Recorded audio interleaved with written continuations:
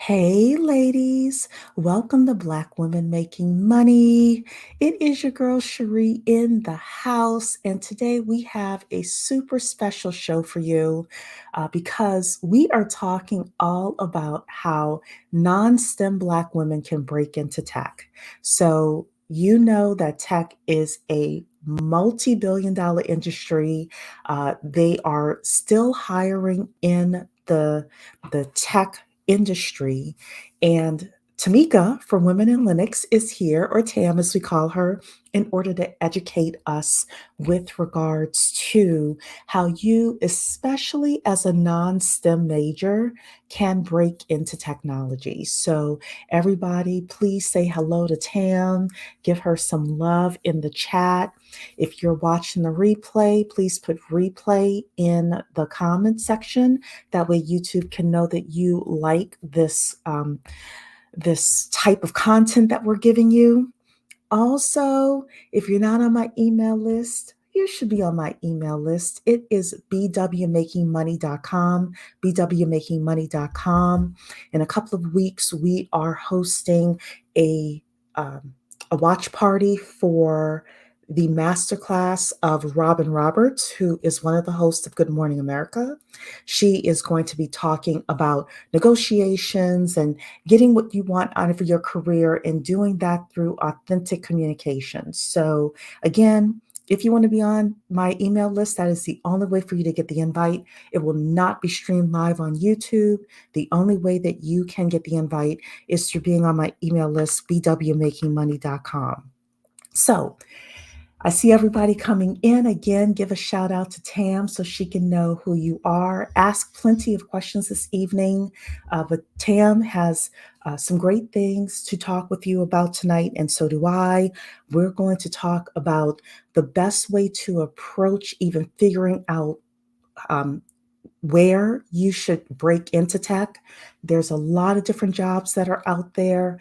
One of the things you want to first consider is like how to even go about figuring out what's best for you. So, we're going to talk about that. We're going to talk about um, how do you actually get trained? How do you get trained for free or very, very low cost? How do you actually set up your resume to get your interviews? How do you set up your LinkedIn to get your interviews? Tam has a bunch of resources for you tonight. So get your pen, your favorite note taking device, and this will stay up so you'll even be able to listen to the replay. Most importantly, y'all know that Tam also likes to talk about getting your financial house in order. You could be making she will probably even say it $100,000, $125,000, $150,000, even $200,000 in technology. So she is here to educate us this evening with regards to that. So Dark and Lovely is in the building. Hello, my dear. Cigars with Mac is in the building. Jay Antoinette, Dawn to Earth, Righteous One is here. A Queen Lee is here. Everybody is in the building. Want to thank all of you for being here this evening. So, Tam, how are you?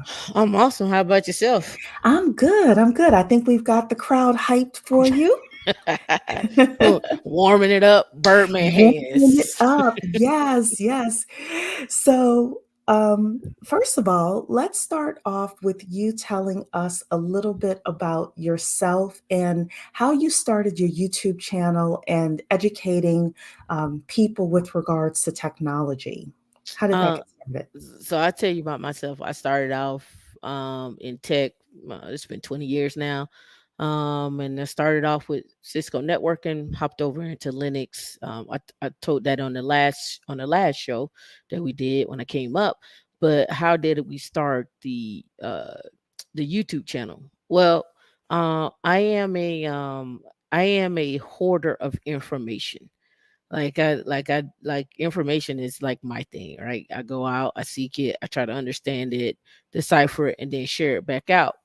At the time, my business partner, D, who's in the chat, she's actually Women in Linux in the chat. She got tired of me sending her stuff. Like, what were you sending her? I'll probably send her about 30 emails. just on different topics. Did you see this? Did you see this link? Did you see that? Did you see this? Oh man, this is what we need to be doing. Oh man, we need to make sure our investments is up. We need to make sure this is up, so forth and so on. And so then one day I was like, man, we have a YouTube channel and we have and we've been having a YouTube channel, but we never went live on it. We would take our meetups that we do every week from training on Linux and career paths and resumes and how to communicate and the whole thing, and we would just upload to YouTube. We would never go live. And one day I said, let's talk about how people can get jobs or look for jobs at different Fortune 500 companies based on the stock market. So taking, say, you can even do the Fortune 1000, because every most of those companies, and really, if not all of them, are all tech companies. They'll have a tech component. So then I would go to those companies to see how they perform during the week, and then look at the jobs that they have, and then look at what the latest and greatest of those companies is coming out in terms of like where are they going, how have they performed over the years, and then say, okay, if you want to get a job, if you're looking for jobs, why not start with the Fortune 500 or Fortune 1000, and then look at those tech companies, look at them as for jobs, and then look at those companies for uh, investing as well too, and understanding how to read the prospectus and where that company is going. So I think that's very interesting. You and I had this conversation before with regards to a lot of people are seeing layoffs right now Mhm. within, FANG, Mhm. Facebook, Google, Netflix, all of the big tech companies. But you had mentioned that New York Life isn't Mhm. laying off its tech, Mhm. tech employees, or hospitals aren't Right. laying off their tech employees, etc. Um, Talk to us a little bit about the opportunity that's out there. How much opportunity is out there? How much time you Are got? they only looking for WASP, which stands for White Anglo-Saxon Protestant males, or is there diversity, especially with some of the diversity initiatives being challenged now in the Right. Supreme Court, et cetera? Right. Talk to us a little bit more about the landscape and what you see happening out there. I haven't seen the job stop, honestly. And when I say that from the perspective of infrastructure, data centers, site reliability engineers, even people who understand and code in Python, data analytics, cybersecurity. I just haven't seen the job stop. The only thing I have seen stop is people. When it comes down to what where we can get in at, we can get in from a number of places, but the question is, do we want to take the time to get the skills in order to do it? And you're gonna have to accept there is gonna be some rejection. Like I've applied for jobs and 10 minutes later got a rejection. So I mean, it's just we have to be honest and fair to ourselves and say, okay, have I taken the time to get the skill set? Do I know somebody over there? Have I networked? Who do I know over there? How can I get into get to know someone? Do they have a job fair? Is there an event? Is the job fair online? Do they have a meetup that they support? Maybe I can go there, because some places like Accenture, right? Accenture will have a representative from their company host a meetup, and so that person who's hosting that meetup is normally someone who's a manager or a hiring manager, or they work on a team. And so now you got an insight to the company, and you can go in there and say, hey, this is what I'm looking to do. Here's my resume. Set up a report and then go in through the back door versus going in through the front door. Great. So, what I want to do is kind of go sequentially with you, Okay, right? that's fine. So let's say that, first of all, I want to say hello to India. I see you in here. We have some questions as well, which we will get to. Casual economist, it's okay that you're not a Black woman. We're so glad you're still here and you're still supporting as well. So, and Tech RX, great interview on how to get into tech. Thank you so much. Okay, so let's start sequentially. Let's start off with person is not working in tech at all today. They, Mm-hmm. they studied psychology, they Mm-hmm. studied marketing, all of, the useless degrees, quote unquote, right? Mm-hmm. Mm-hmm. um, I but hear you. they keep hearing about getting into tech and they don't have the faintest clue of any like where to start. How do they know if they should do cybersecurity or if they should do data science, etc.? What are like the first couple of things that you would suggest that person start with? Their skill sets. Okay. And I literally have people in my group. You can mind map this out, or you can write it down on a piece of paper. And when I say this, meaning what are your skill sets that you have, and then start ranking your skill sets, maybe 1 through 5 or what have you. The reason why I'm saying that is because you need to write down all your skill sets. How do you communicate well? Do you not communicate well? Are you a leader in the current company that you're working with? Are you studying to be in leadership? um do you mentor people, even if you mentor someone at church?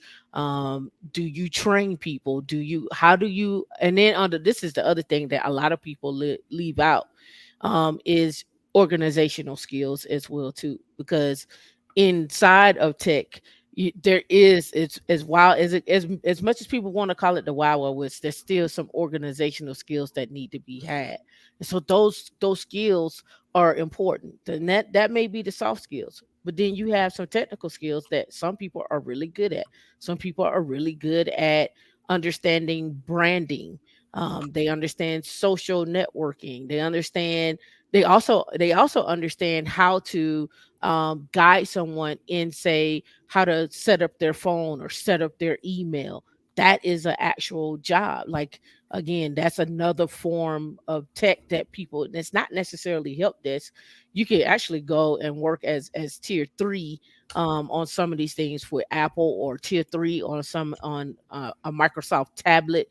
At Microsoft, it's just different layers. So you don't discount the things that you do every single day.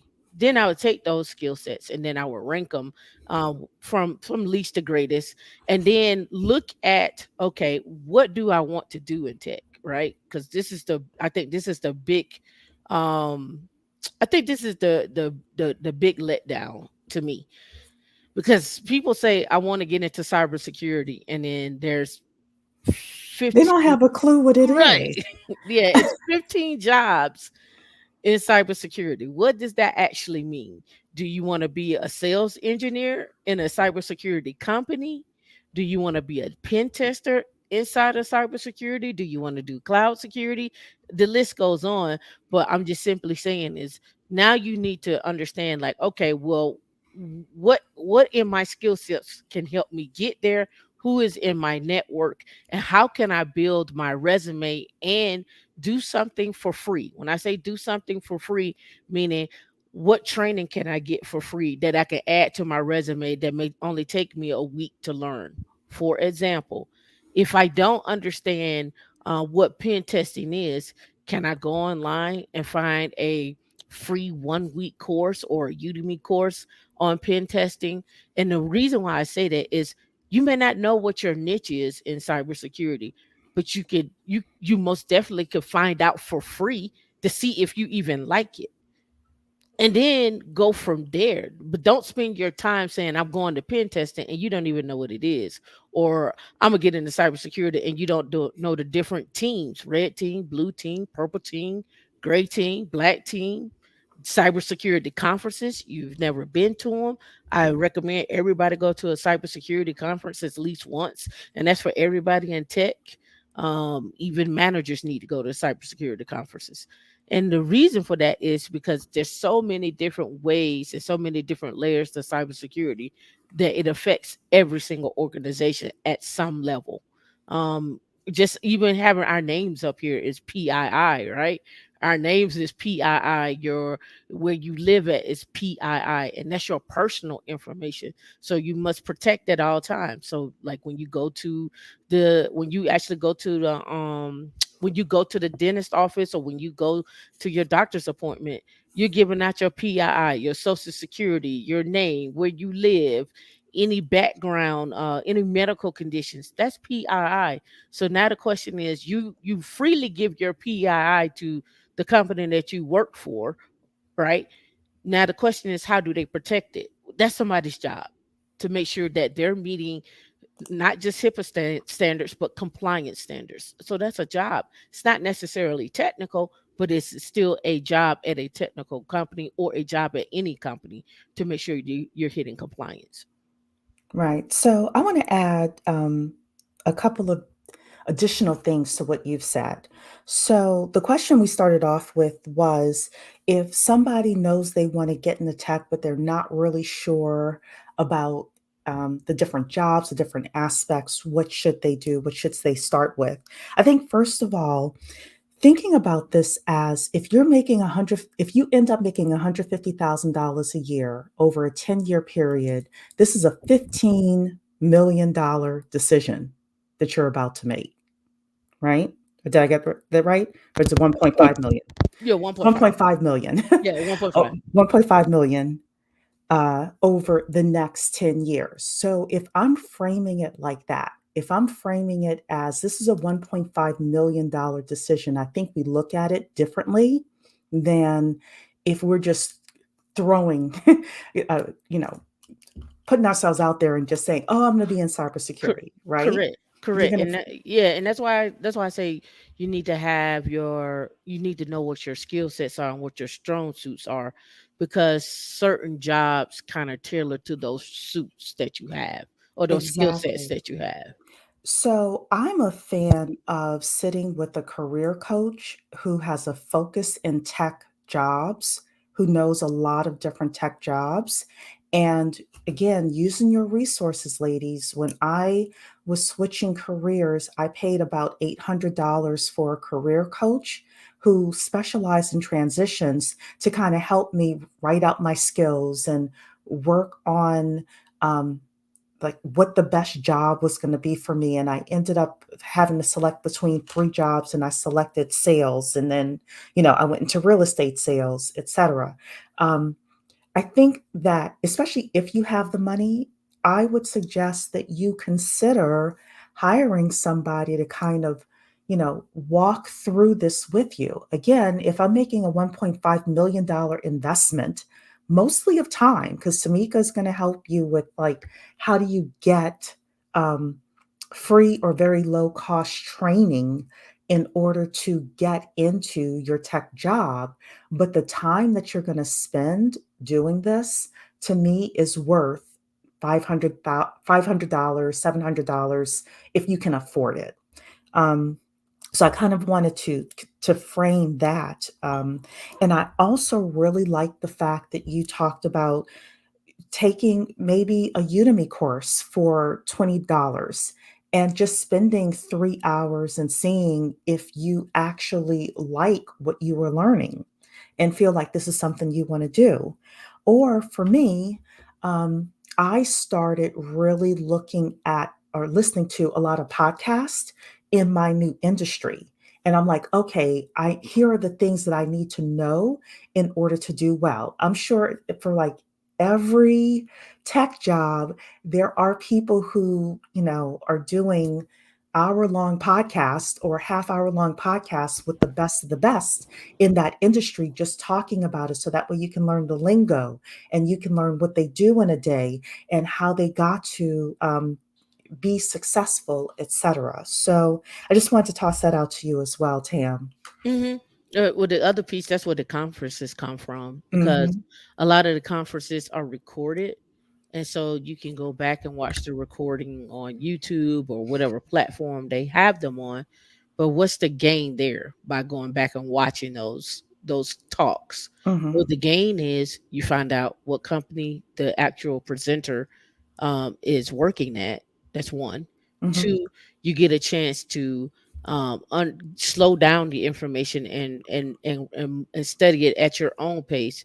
And three, now that you know that that person who's working at the company, that is a source of a contact for you to go onto LinkedIn or Twitter and find that person and say, "Hey, I watched your talk at such and such conference. I am breaking into tech and I have questions on the topic that you discussed. I here's some research that I have done and I would love to take 10 minutes of your time to discuss, what my options are." Most people who speak at conferences are really open to people reaching out to them because one, you actually looked at my stuff. That's first. Mhm. And secondly, you actually looked at my stuff and actually reached out to me. And then third, I put it out there so that somebody could reach out to me after they watch my video. So that's one of the major things. That's a easy win to gain a network of somebody who's already doing it. And on top of that, you get a chance to see who they're partnered with, who else on their LinkedIn profile are they partnering, what kind of posts do they have, are they a hiring manager, where do they work at, what kind of jobs do they have an apprenticeship program. You get all that information just from looking at a video that you didn't have when you started. Yeah, definitely leveraging YouTube, leveraging podcasts, I think is one of the hidden gems that's out there. The other thing that I will say with regards to what Tam just said is don't just reach out to that person one time. Put them on a list, whether it's in a Google Doc or you have it in your Gmail and it's uh, what do you call it? One of those contact lists you have of people who are your quote unquote VIP list. And every time you do something significant, send them an email. It just can be 2, 3 lines saying, "Hey, you know what? I just took this course with regards to, I don't know, pen testing or whatever it is that you just did. I learned some really great things, including A, B, and C. Just want to let you know. Are there other things that you think I should know or learn with regards to this aspect of cybersecurity, for example?" Always end with the question. That way you're engaging them as well. But as they're following your journey with regards to what you're learning, especially if you say, I really like this aspect of whatever it is, data science, cybersecurity, etc., they may reach out to you and say, hey, we got a job in the office and you know, I don't know, Sally just got pregnant and she's leaving and I thought of you and I'll put your resume at the top of the list if you want it. So my suggestion is don't just reach out to that person one time. You reach out to them, you talk to them, and then you continue to have a relationship with them because that's how you win long term. Uh, Tam, do you have anything else to add to that before we go to the next question? No, just when you reach out, this it's just a pet peeve of mine. Make sure you do your show that you've done your research. Yes, Uh, absolutely. Make sure you show your research. Absolutely. So then let's go to the next thing, which is education. Let's say, we've spoken with a career coach. We know what aspect of tech we want to get into. We've looked at some, initial YouTube videos, or we listened to some podcasts, or we took a small 3-hour Udemy course and we're like, this is it. This is what I want to study. Common question we're getting is about boot camps.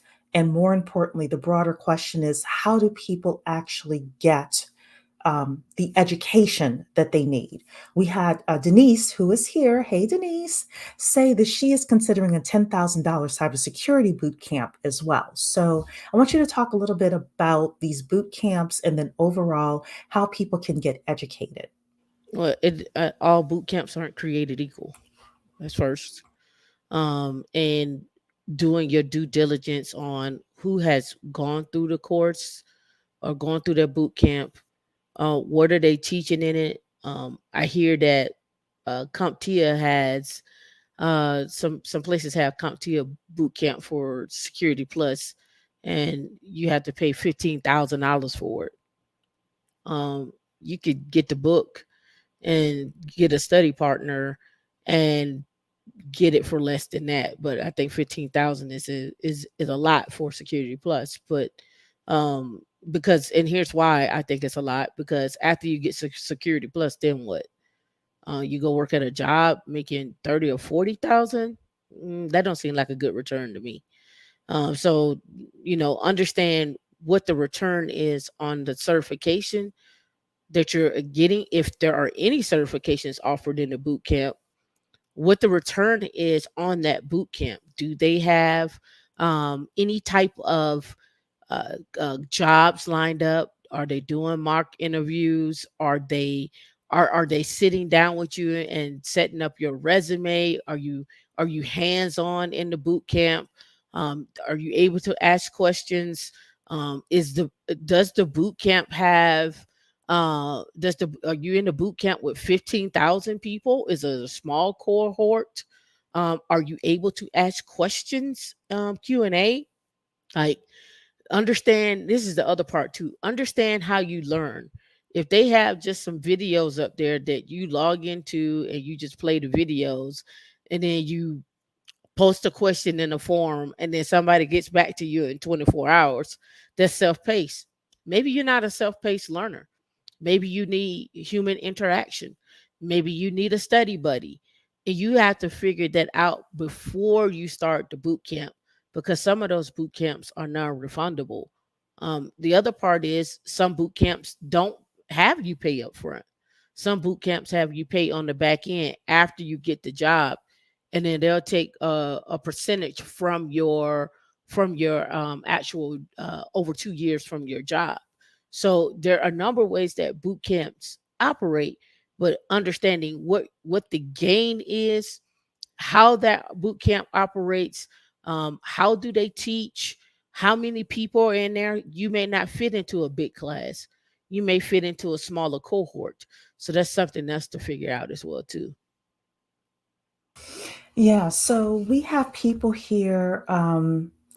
Jerome, I'm not sure what you mean by that's a scam. I think he's talking about the 15,000 for Oh, the security plus. 15,000. Yes, I Yeah. agree. I agree. I will say, with regards to like people who want to have you pay on the back end for like 2 years after you've gotten the job, I'd be leery of those. I think that there are, especially for Black people and Black women, there are a lot of opportunities for you to get free or very low cost training. Um, Definitely looking at those. Dawn Earth is saying, I got a Udemy Security Plus course for under $20. My Hmm. question is, does that help you pass? Number one, does it help you pass the test? And then number two, does it help you pass the interview? Because I won't say all the time. Sometimes those are different. Right. At least when I know when I like in my mortgage licensing, what I needed to pass the test is different from when I need to be successful at the job. So Right. um, Security Plus is one of the easiest. Just read and remember. Yeah. So it depends on if that's ultimately your passion and what and you want and to it do. and it also depends on if you really understand the material, right? Hmm. You may not understand the material. Some people take the security plus 3, 4, 5 times, and because they don't remember cryptography or whatever the case may be, or a particular section. So I Hmm. get it. So not everybody passes it on the first try. Some people take 2 times. Some people take 3 times. It depends on you. Yeah. And I think that's something to be mindful as well too, when you're taking boot camps and certifications, is are you, maybe you need to talk to someone about how to get your test anxiety down, coming up with better study habits as well too. That's gonna drive you. One of the things I know for a fact, for me, this is just for me, I know I do better writing stuff down versus highlighting. Hmm. Highlighting, I forget. Writing Hmm. stuff down, I remember it quite well. But highlighting stuff, that does nothing for me. I just remember where I highlighted it at. I don't remember the material. Yeah, and you and I are the same. So, when I took my tests, it's just been about a month and a half now. I actually sat with a blank Microsoft Word document, typed stuff out, but actually, as you're learning, you begin to not only like write stuff out, but you begin to piece the information. Because sometimes the instructors will say things, in my opinion, a little out of order. Hmm. And I'm like, "Oh, no, that goes up there," and, so it's like a stream of consciousness as well. I also am a little bit of an auditory learner, so I Hmm. believe in the 80-20 rule, at least for the test that I took. I knew that 20% of the stuff that was being taught to me was definitely gonna be on the exam, so I actually recorded myself, like, asking certain questions and then answering them, and then I had it on replay for Hmm. like, I don't know. I replayed it like 3 or 4 times.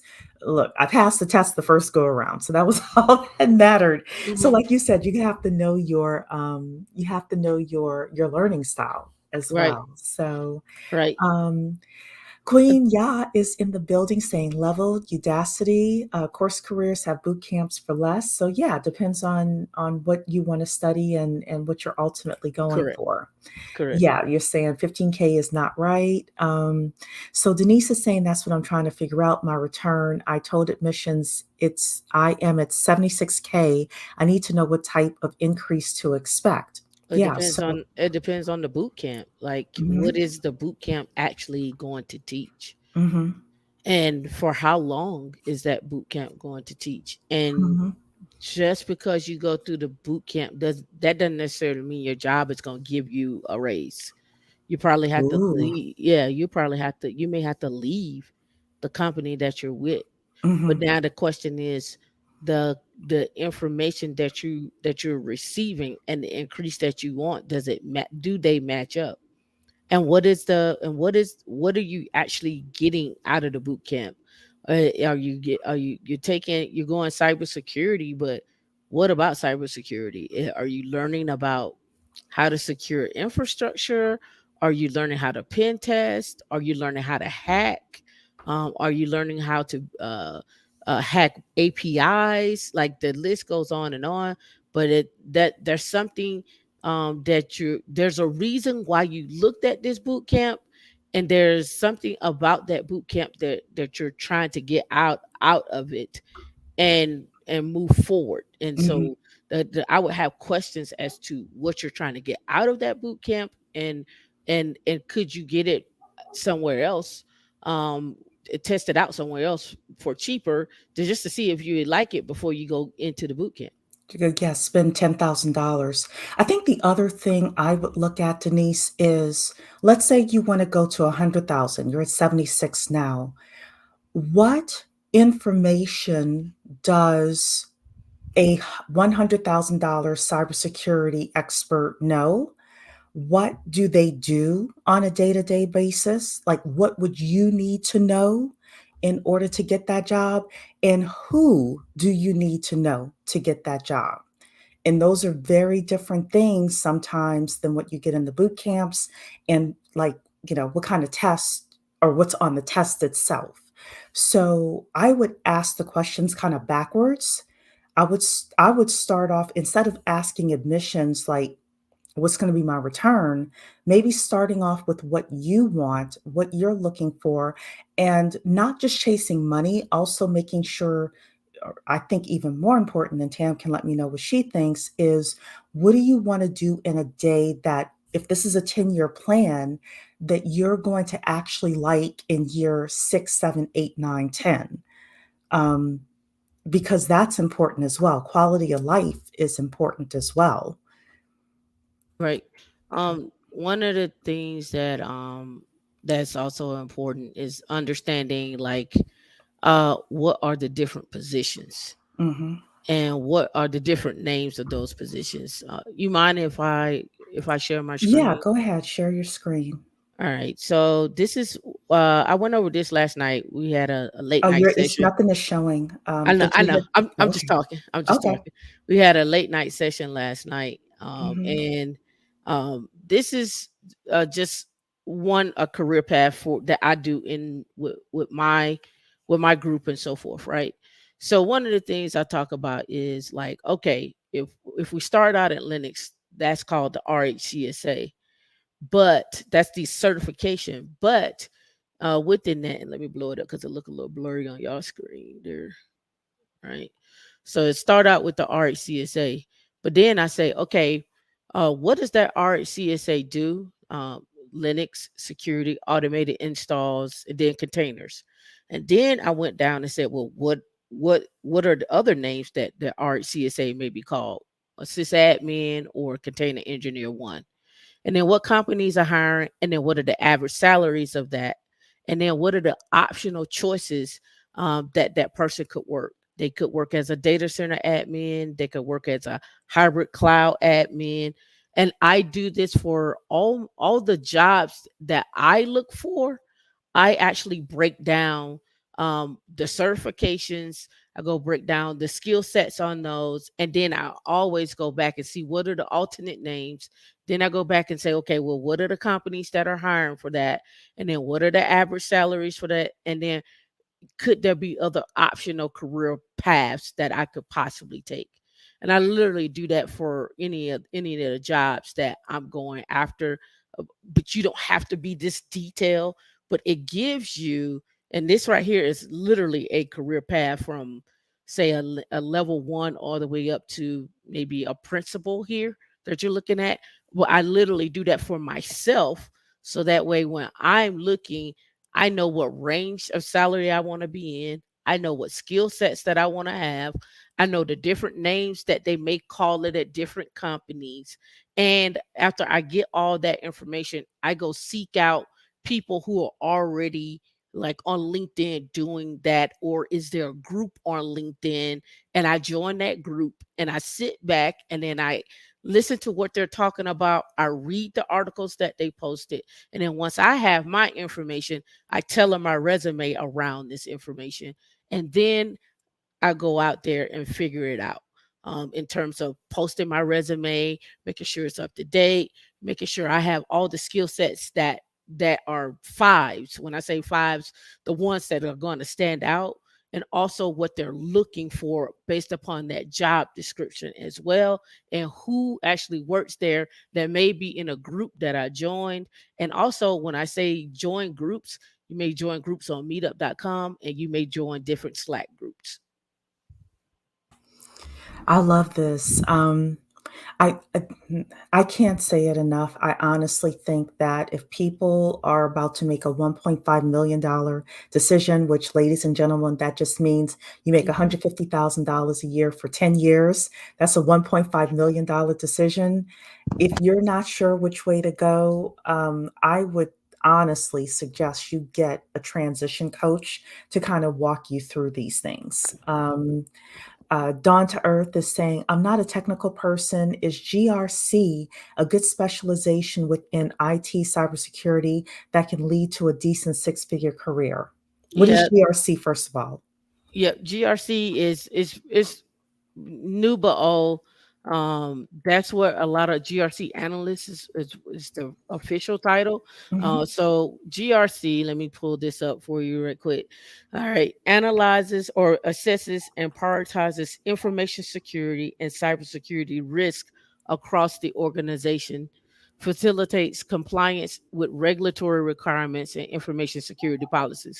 So again, when I talked before about, hey, you're receiving, let's even back it, let's even go here. You're receiving credit card information. Say I'm PayPal. You're receiving credit card information, you're getting people addresses, you're getting people social security number, you all are pulling doing credit checks and so forth. So that data has to be protected. And that protection actually comes down from the federal government saying that you're going to meet these compliance standards, you're going to protect the data at this level, and then you're going to store this information for this amount of time. And when we come to do audits, we're checking to make sure that you have all those things checked off. And if you don't have those things checked off, you get fined. So there's compliance from that the government sends down, and then that company itself may have its own rules. And then there's also when we talk about information security and the security of the information, that could be the security of the actual physical hardware. It could be the security of the data and the database and so forth. So that GRC analyst is helping that organization, and it may not be just the organization. It may be a subcomponent of a larger organization. Say it may be PayPal. May work with small business owners, and so that small business owner organization has a set of rules and compliance that they need to meet, and that GRC person may work with someone there on a particular team.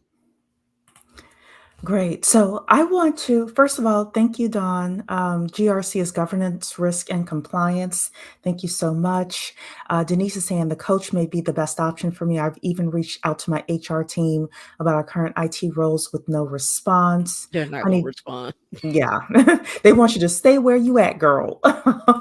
Honey James is saying GRC, same lane I'm looking to get into as well.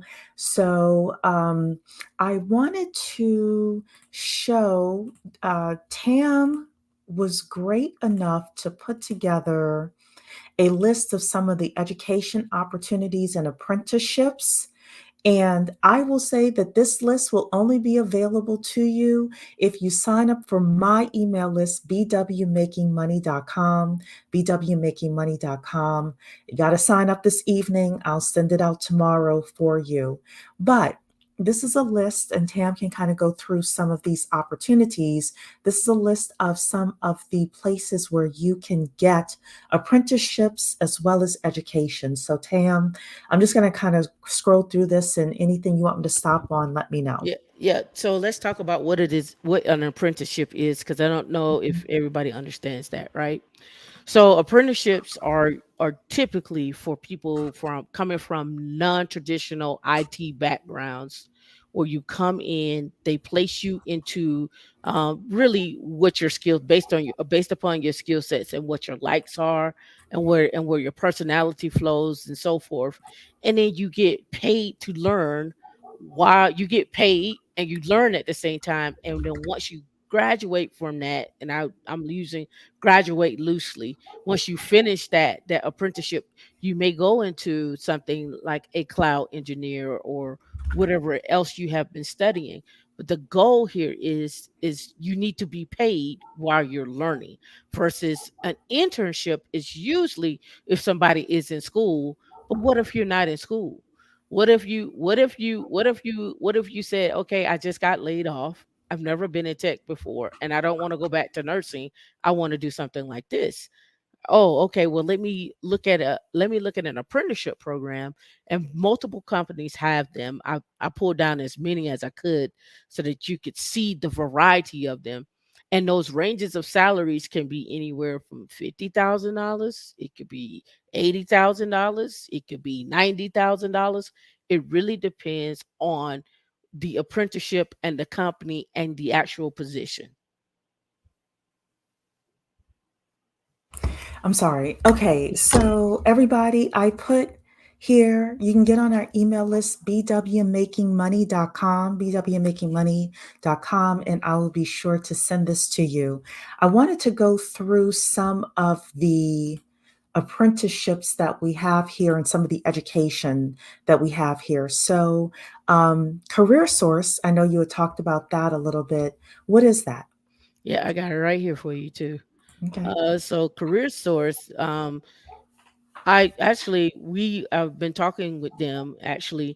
It's my screen share. There you go. We've been talking with them. They actually in I know in Florida, and I say Florida across all of Florida, but I'm sure other states have something similar called Career Source or something of that nature, where and truly how they often work is they'll get grants from like the Department of Labor for worker retraining, and they'll say, hey, we'll give you 2 million to help people in your area to get retrained so they can skill up and get back to working. So this is really for you. This is money that's out there for you. to get a chance to use to go back to class and get training. And so they have different classes. They have a whole bunch of stuff from AWS. They have a whole bunch of stuff, and you can see here, this is all over Florida here. But they have stuff from AWS, from Azure to CompTIA classes to data classes to cybersecurity classes, and so forth and so on. Typically, what they like to do is they like to run those classes anywhere from 30 to 60 days, take the class, work with someone with your resume, and then get a job. The goal is to get you a job quickly. That's how they want to operate. But you also don't have to take just one class. You could take multiple classes. But my suggestion before you dive in and do that is figure out what you want to do, as well, and then also figure out what coach you want to line up with, and where you want to be at in tech, and see if they have what you want there, or if they have what you want there there's coming, because they often change out these classes, especially if it's something in demand from an employer, and they already have partnerships with employers as well too. So you get a chance to utilize the sources, the resources in your community to get ahead. And this is the other part too. Those companies that they have partnership with, normally are talking back and forth with their job fairs and so forth and so on. So now you get a headway insight where somebody can actually amplify your voice for you versus you having to advocate for yourself. So, is this similar to Career One Stop? So, I I know don't I Career don't know. Sources in Florida, but What is Career One Stop?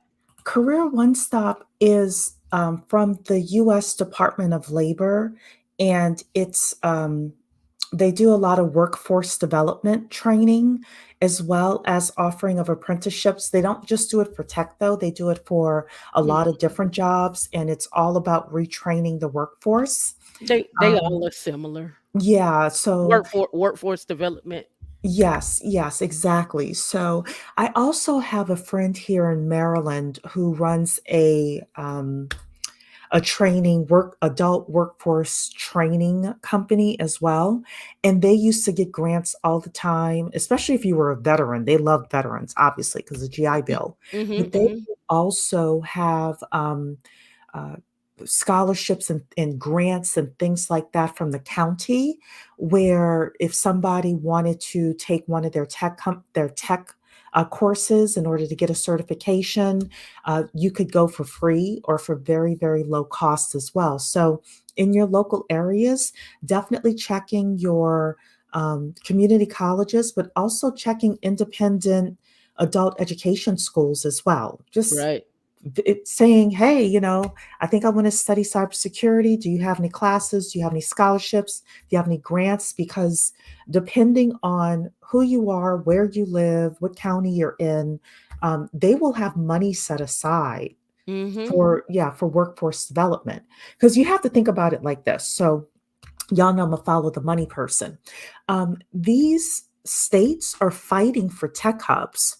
Yep. They want tech hubs because those are the jobs that pay the most money, which means that you'll be able to afford a house, you'll pay real estate taxes, more sales taxes, etc. So they want to invest in you so that way you can spend more money and pay more in taxes as well. So, Right. yeah. Right. And the other part too, when you're talking about the new tech hubs, the initiative is a $10 billion initiative. Mhm. And one place where they started is Augusta, to start there as the model for the other places. So going into Augusta already has a cybersecurity center, but they're also putting in a chip manufacturing. They're also putting in solar panel manufacturing. They're also putting in other companies that are coming in. And when I say coming in, I'm talking about DoD companies coming in, and they're building out their area. They're building out Columbus, Ohio. They're building out Phoenix, Arizona, and then there's a total of 20, but they're building 10 major ones out and 10 smaller ones out. With that being said, they're taking that and saying, okay, hey, this is what we want to have, because we're tired of people going into these major cities because the cost of living is so high. Mm-hmm. We want to build out these other cities as well too. So here's their chance to build out the other cities. When I hear that, I hear, oh, I need to go buy some land. Mm-hmm. I need to have some training programs set up. I need to be looking at, people got to eat. Mm-hmm. People need somewhere to sleep.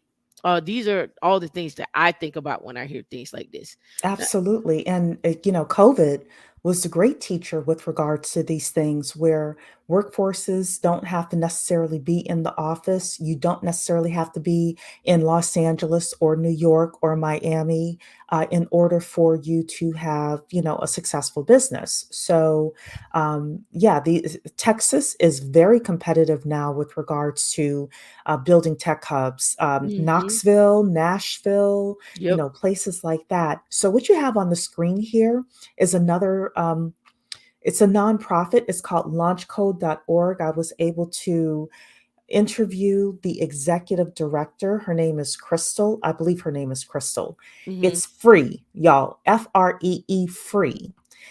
They have all sorts of programs where you are able to uh, take 6 months and learn. They started off teaching people how to code, but they can teach you product management, project management. They have all sorts of programs. You can take it anywhere in the country. They also have a recruiter that works with you to help you get a job. And the one thing when I said to the executive director, I said, if this is free and if this is so great, why aren't more people doing it? And you know what she said to me? She said, because we can't get the word out. We can't get the Mhm. word out enough. So I definitely want to suggest just take a look at launchcode.org. They have in person in, I think it's Kentucky. They have a couple of sites in Kentucky, I think it is. But then you can also take classes all over the country because they also have an online set of courses as well. So, Yeah, I'm going through and see if I could pull mhm, it down. So web development, C sharp, mhm. SQL, data, product, Salesforce. I wonder if these are their major ones. I guess they may be their apprentice one. Yep. Yeah, So and definitely call them as well. She said they had others that I didn't even see on their website. yep. So, Yeah, I would call them, especially if it's free. mhm, yeah. Yep. So Dark and Lovely is teasing us here. She's saying Career One Stop is also known as the unemployment office. Girl, come on. Look, if it's unemployment and it's free and it gets you that next opportunity, you take it.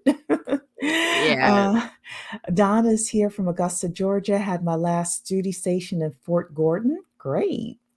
Yep. Christina is here as well.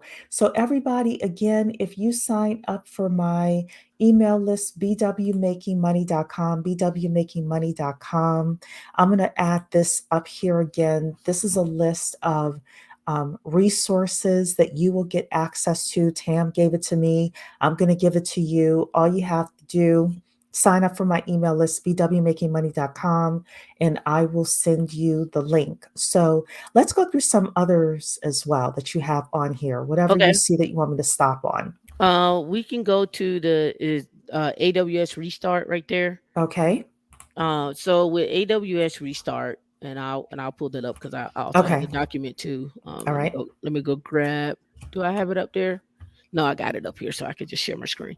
So Okay. with AWS restart, of course, during 2020, everybody was going home and people needed to work remotely.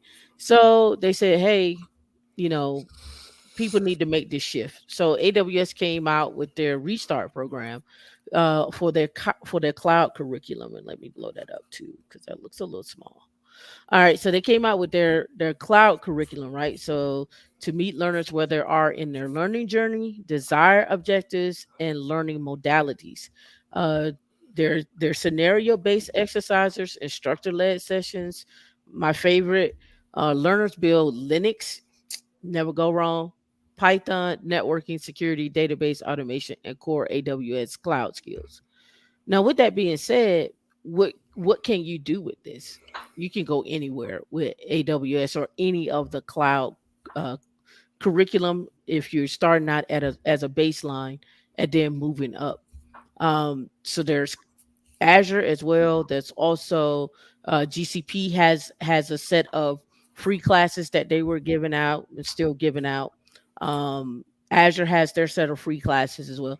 Who has the larger market share? AWS has a larger market share, but people are also using if you use Office 365, that's in the cloud. So there you go. So Azure is still a thing, and so is GCP.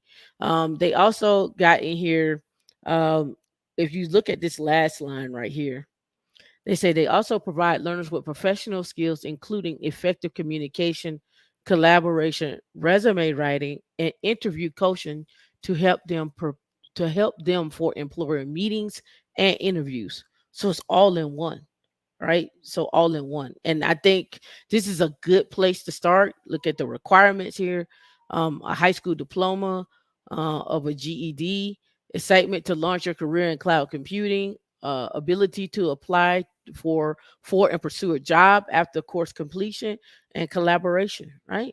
Yeah, I mean, you can't beat that. And they walk down here and they show you AWS cloud skills, build your skills aligned to AWS certification, connect with employers, and launch your career, all right there, and it's free. So, and across multiple countries. So they're flooding the market. So there you go. And that's just on the cloud side. I personally think when you do cloud, you need to add security to your repertoire, Hmm. to your stack of skills. I believe in skill stacking. So anything that you can get and understanding what cloud security is as a fundamental baseline sets you apart when you're looking at jobs or when someone's looking at your resume, and then understanding just security in a general sense. I talked about PII, but there's also data security as well too. So some good security hygiene, if you get a generalist class and understand that how that applies to the cloud, will also help you stand out when you're talking to people and when you and what you have on your resume. This is great. Let's do one more from your Okay. list. Okay. So let's come back here then, and you let me know when you want me to stop. We could do the sans.org one because I think that's you. Stance.org. Mm-hmm. Okay, I'm going to let you pull that up. Yep. So with the sans.org, I like them. Some people don't like them. I like them. I got my certification from them um for uh getting my cloud security cert. So let's look at their skills roadmap here. I think I might have pulled this up before. And let me double verify what this looks like on your screen. Yeah. All right. So those that are going into cybersecurity, because everybody say I'm going into cybersecurity. You don't have to take classes at sans.org. However, I do recommend they are highly respected in the industry. A lot of people respect the GIAC certifications, but there are other organizations such as ISC Squared or CompTIA that also have cybersecurity certs. But with that being said, when you're looking at going into cybersecurity, you see here the different colors. These are what we call the different teams that are available for cybersecurity. So those that are like, well, I'm going into cybersecurity. Well, do you want to be on a blue team? Do you want to be on a red team? Do you want to be on the black team? Do you want to just do cloud security? Do you want to be on the green team? And this is what I was saying before. There's so many different aspects to when we're talking about what what we say I'm going into cybersecurity. Now you're like, Tamika, this is wonderful. This is great. But wait, there's more. So when we're looking at this, they also have scholarships. So let me go down here to the scholarships. Scholarships, and they also have events as well too. So let me find their scholarships. Go back here. Come on. All right. So here's their scholarships. And what I like about sans.org is the classes that you saw on that roadmap. You can log in, create your account, and then sit through, I think, maybe the first chapter or two of the class to see if you even like it, to see if you even something that you want to do.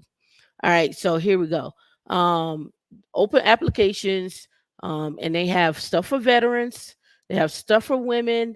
They have a diversity cyber academy. They also have partnered with HBCUs for some of those that are sending their kids off to college, or you're still in college and you go to an HBCU. They also have partnerships with HBCUs. This is the actual conversation that I was having about. I hate this right here, but let's do this. Well, can we deny? Yes, confirm my choices. Go away. Thank you. They also are the ones that I talked about where you could become a teacher's aide if you pass the exams that they have 85 or more for a particular class and get paid. I think it's 5,000 or 7,500 uh, for a week of helping a instructor train for a particular class, and then their instructors get paid 12,000 a week if you teach the class. So this is another way to make money. So it behooves you to do well in the courses as well, so that you could teach and just have another source of income for a week. Take a vacation, even though it's not a vacation. Train for a week, make $12,000, go back to work, and now you got $12,000 1099 that you can have working for you however you want to use it. But I employ people to go check them out. I actually have a couple of point of contacts over there, over at sans.org. And they're eager to get more women. They're like, women are not signing up, they're not applying, so they're like, hey, how can we get more women? What do we need to do? So again, ladies, go out there and sign up. It's very well respected. People like, oh, you went to Sands. It's kind of like, oh, you went to Harvard, like kind of situation. So that's what I wanted to put out there. They also have one other thing before you start.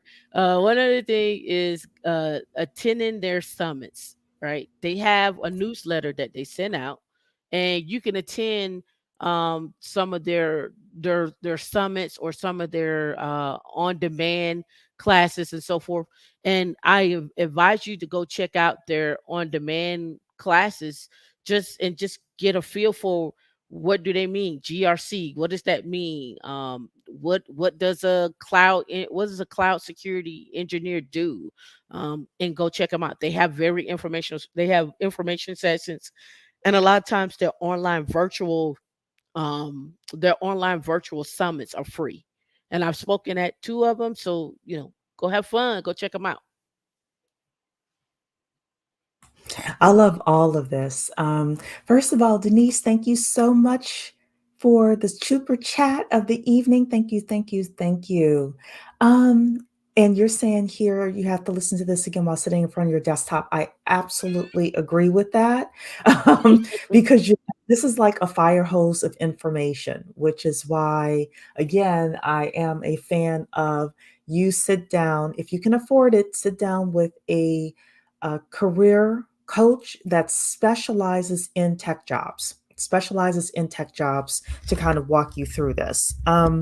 So uh, I wanted to show a couple of other things as well. Okay. So let's do this here. This is one of my favorite organizations if you're interested in tech sales.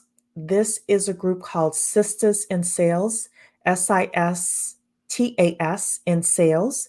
This is the largest international organization of women of color, mostly Black women are in here, as you all can see from all the pictures, but women of color in tech sales. You want to talk about dynamic women who help you every step of the way with regards to getting in, moving up, getting stock options, whether you should work for a startup company or you work for a big company. They're having their 2023 summit in September, I think it is. And I went last year. It's absolutely amazing. It's in New York City, September 21st to the 23rd. But even if you're not able to go to this summit, then just checking them out, getting on their email list. They're very active on LinkedIn. A woman named Chantel George is in charge of Sisters in Sales. If you want to get in tech sales, definitely, considering maybe, was it Course Careers? I've talked to the CEO careers. I haven't taken it, but it sounds like it's a great program. But definitely joining this organization if you all want to get into tech sales. And for the fellas, there were some straggler men that were there last year at the summit as well. So if you all wanted to go and see, and see what's happening there, you can. But I definitely wanted to show that. Um, the other thing is, I know we had talked about it before, but definitely networking as well. I believe that it is just as important for who you know and who knows you as it is for like what you know and knowing the basics of whatever you're studying within technology. Just because a lot of jobs aren't posted, or how do you get your resume to the top of the pile? It's going to be who you know and who knows you and who's willing to vouch for you. Um, so let's go ahead, Tama. You want to have to say something before we go to the next topic? Mm-mm, no, I just want to make sure that the information out here that's getting conveyed is not going over folks' head and they get startled and don't Hmm. even try. Hmm. Oftentimes, what I find is people receive the information, they write the information down, and they do nothing. Mm. And so, don't don't waste your time by sitting there looking, hearing, and was like, that was good, and you do nothing. Hmm. Because now you're just putting yourself further and further behind. You're second guessing yourself. You need that vote of confidence. If you need somebody to talk to make sure that you're going down the right path, get not bad Kermit off your shoulder, and let's keep it pushing. Right, the time is now. We don't have time to wait. I know I may sound like a used car salesman to you. I'm not asking any money from you. I'm asking you to invest in yourself. I'm Hmm. asking you to invest in the people around you that want to go with you. Key, that want to go with you. And if they are not willing to go with you, find that circle that's willing to support you, pour love into you, so and make sure that you get to where you need to get to. Yeah. True Mystique is in the building. Hello, True Mystique. You're saying, oh, I'm a mod now? Yes, you are. I made a few of my people mods. So, yes, you are. Jay Antoinette is saying this is a lot of info, and normally I would feel overwhelmed, but instead I feel more confident. Thank you, Tam. Well, fantastic. We want you to feel more confident, and we want you to know that you are not alone in this. There are individuals who can help you with regards to seeing what your options are and helping you make that 10-year plan. Um, Tam, do you do any coaching yourself? Yep, I do coaching. I do consulting and coaching. How do people, if they want to talk with you about their options, how do they get in touch with you for Uh, that? we have a one-on-one session, and in we have a one-on-one link, and in Hmm. that one-on-one link, you pick and choose what you need: coaching, consulting, or if you need just a word of encouragement or what Hmm. have you. There, you have four options within there, and you can sign up for 30 minutes or to an hour. If you need something a little bit more than that, Dee can actually set the time up on you know customizing that as well too. And she'll probably put the link in our chat, which will show up over here in yours, Hmm. or she could post it here directly in the chat. What I do want to say is, if you do sign up for a one-on-one, don't come in unprepared. In other words, I get this a lot. People come in and they're like, oh, I'm looking for X, Y, and Z. Your time is valuable, and so be prepared with your questions. I don't care if they're rapid fire. I don't care if you send them prior to us having the conversation. I want to make sure that you're utilizing your time and I'm giving you the best value for it. So that way you can make an honest decision. You know where to go. I usually put people in contact with people because I never like to give people like, like, oh, go here and look at this. I'm like, no, this is a person on LinkedIn. I do a virtual introduction and then go for there.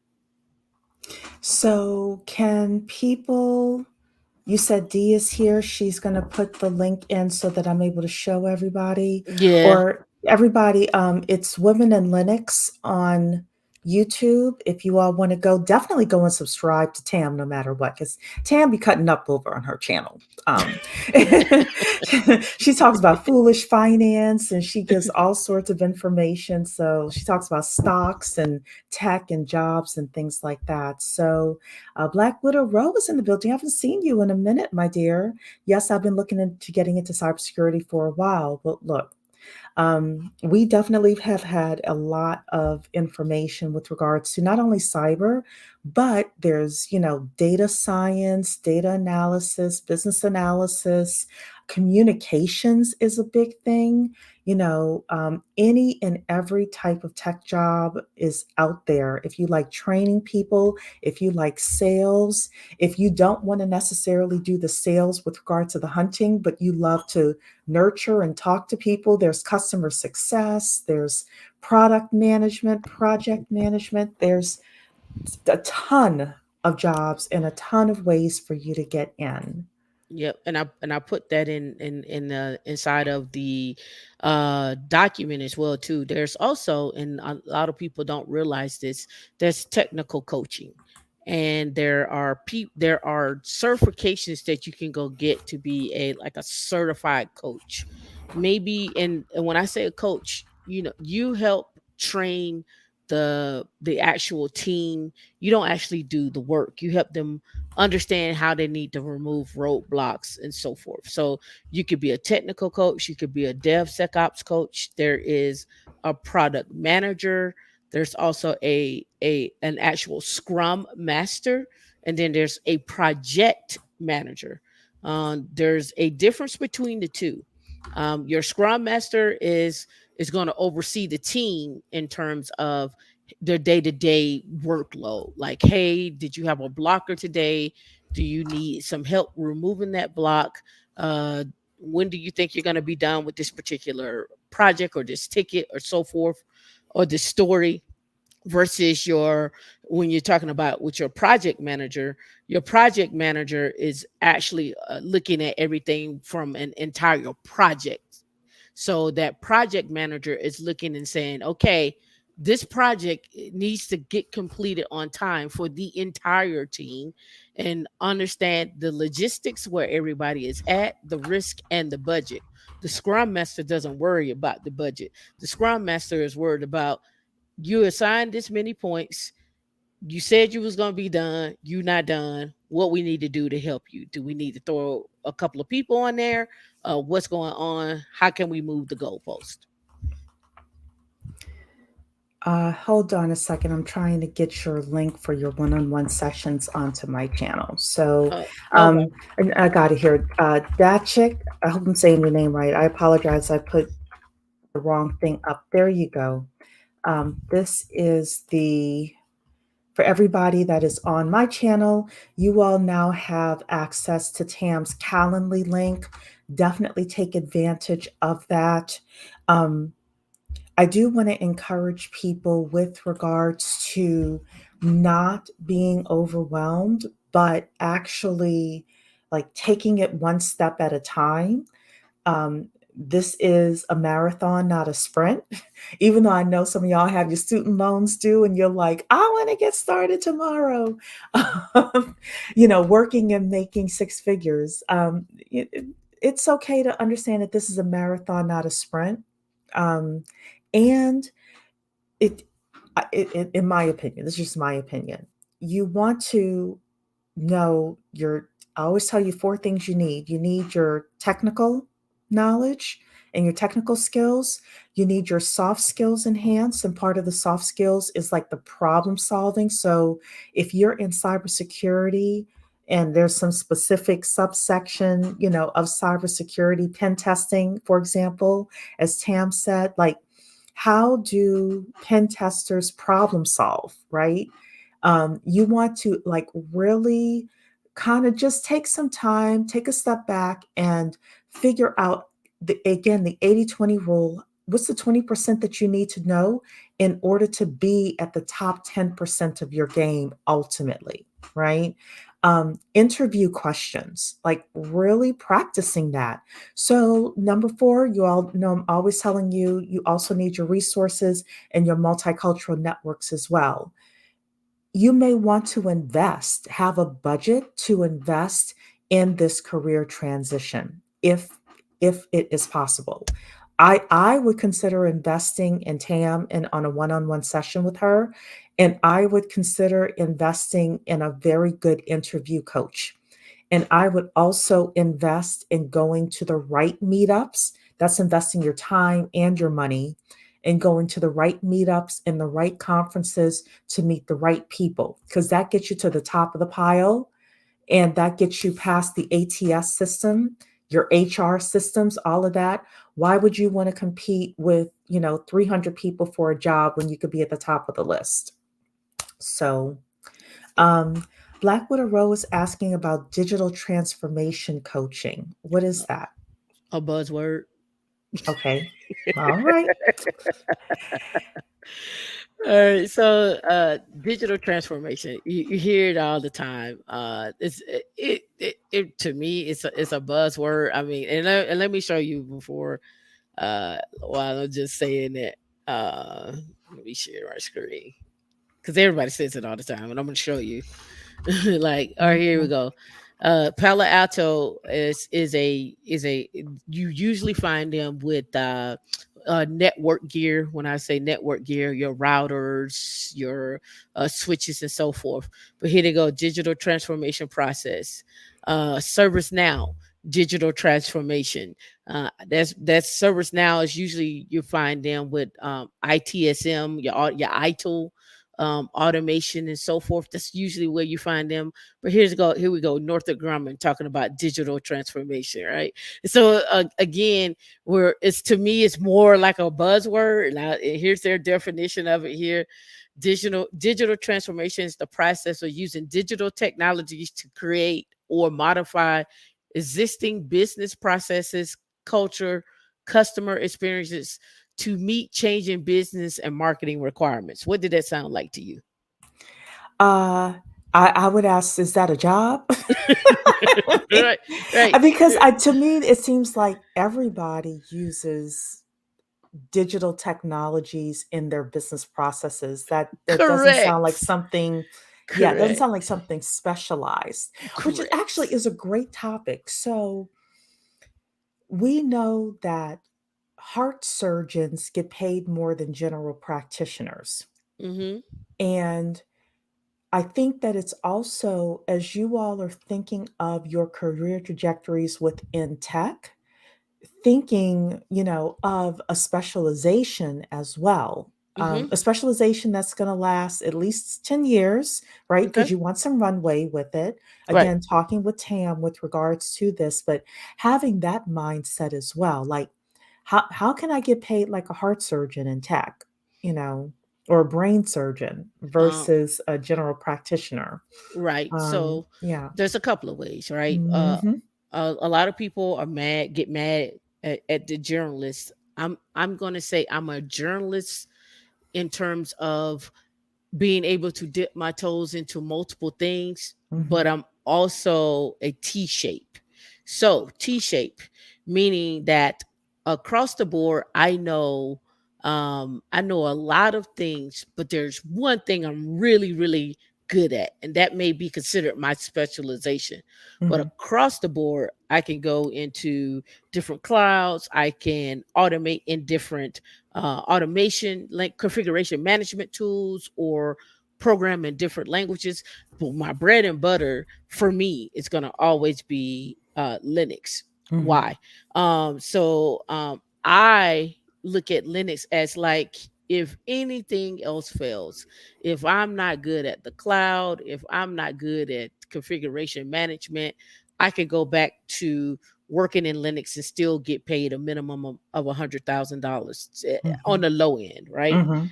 So I use that as okay, if all else fails, I'll go there.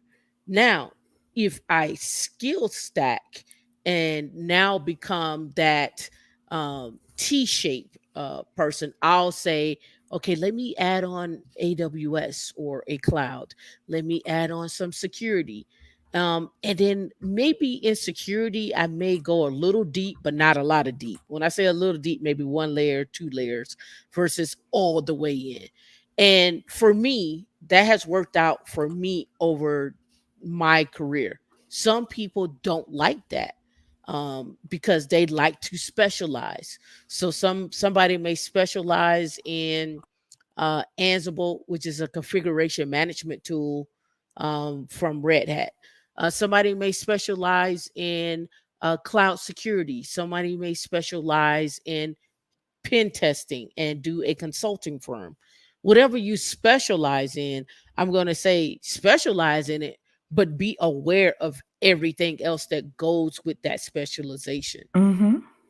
And the reason why I say that, because a lot of times in my, I guess you can call my title, I'm a principal DevSecOps engineer. My title is for DevSecOps engineer. I handle multiple things. I may be doing cloud security. I may be doing security of a VM or a container or whatever the case may be. But at the same token, when I'm doing those things, I'm still aware of how to manage people. I'm still aware of deadlines we need to meet. I'm still aware of what our overall goal is as a group and what my overall goal is for me. So when I get on a team, I don't get lost in the team. I set my standard on what it is that I want to accomplish within this company. And when I say that, I'm not talking about going up to the next level. I'm talking about stacking my skills. Oh, I don't understand what this person does. This is a scrum master. Let me shadow that scrum master for a week. And then let me go and look and see what a scrum master is supposed to do. And let me look and see what skill sets I have. And let me see if I can take a Udemy course and then add that to my repertoire. And now when somebody says, hey, do you understand what a scrum master does? This, that, and other, you can still be in the mix for that if you had to step in. Mhm. And it may not be stepping in at that company, it may be stepping in at another company because now you're in a leadership role and they just need somebody to step in, but you're multi-talented, you're multiverse, and you're not pigeonholing yourself in order to, in just being in one place and looking for that one particular job title. I can go look at multiple job titles and pick what I want. And that's how I have worked for me. But I do know some people that they don't do anything but code in Python. They don't do anything but code in Rust. And that's their bread and butter. And they don't stray away from that. So it's really So on you. so first of all, hey Abundance, good to see you. Black Widow is saying this live is helping me so much, y'all have no idea. We're happy. That's the reason why we are here. And you know, Tuesday is Independence Day. We want you to get your independence financially, get that career together, etc. I was looking at Udemy a couple of days ago, and now they have the ability for you to get a for $200 for the year, you could take like 8,000 classes. Mm. Yeah, so if you know, this is my opinion, if you know that you're going to take a lot of classes, they have it $16.58 per month. I think you do it, I think you could be billed monthly or yearly, but I thought that was a great value if you know you're gonna want to do skill stacking. Hmm. Um, you know, it could be a great value for people to just get on the annual plan and be able to take a lot of different classes. Because I was looking at taking a prompt engineering class because I want to get better at that. And Hmm. There's a lot of them, and I'm like, I kind of, want to take a few so I can.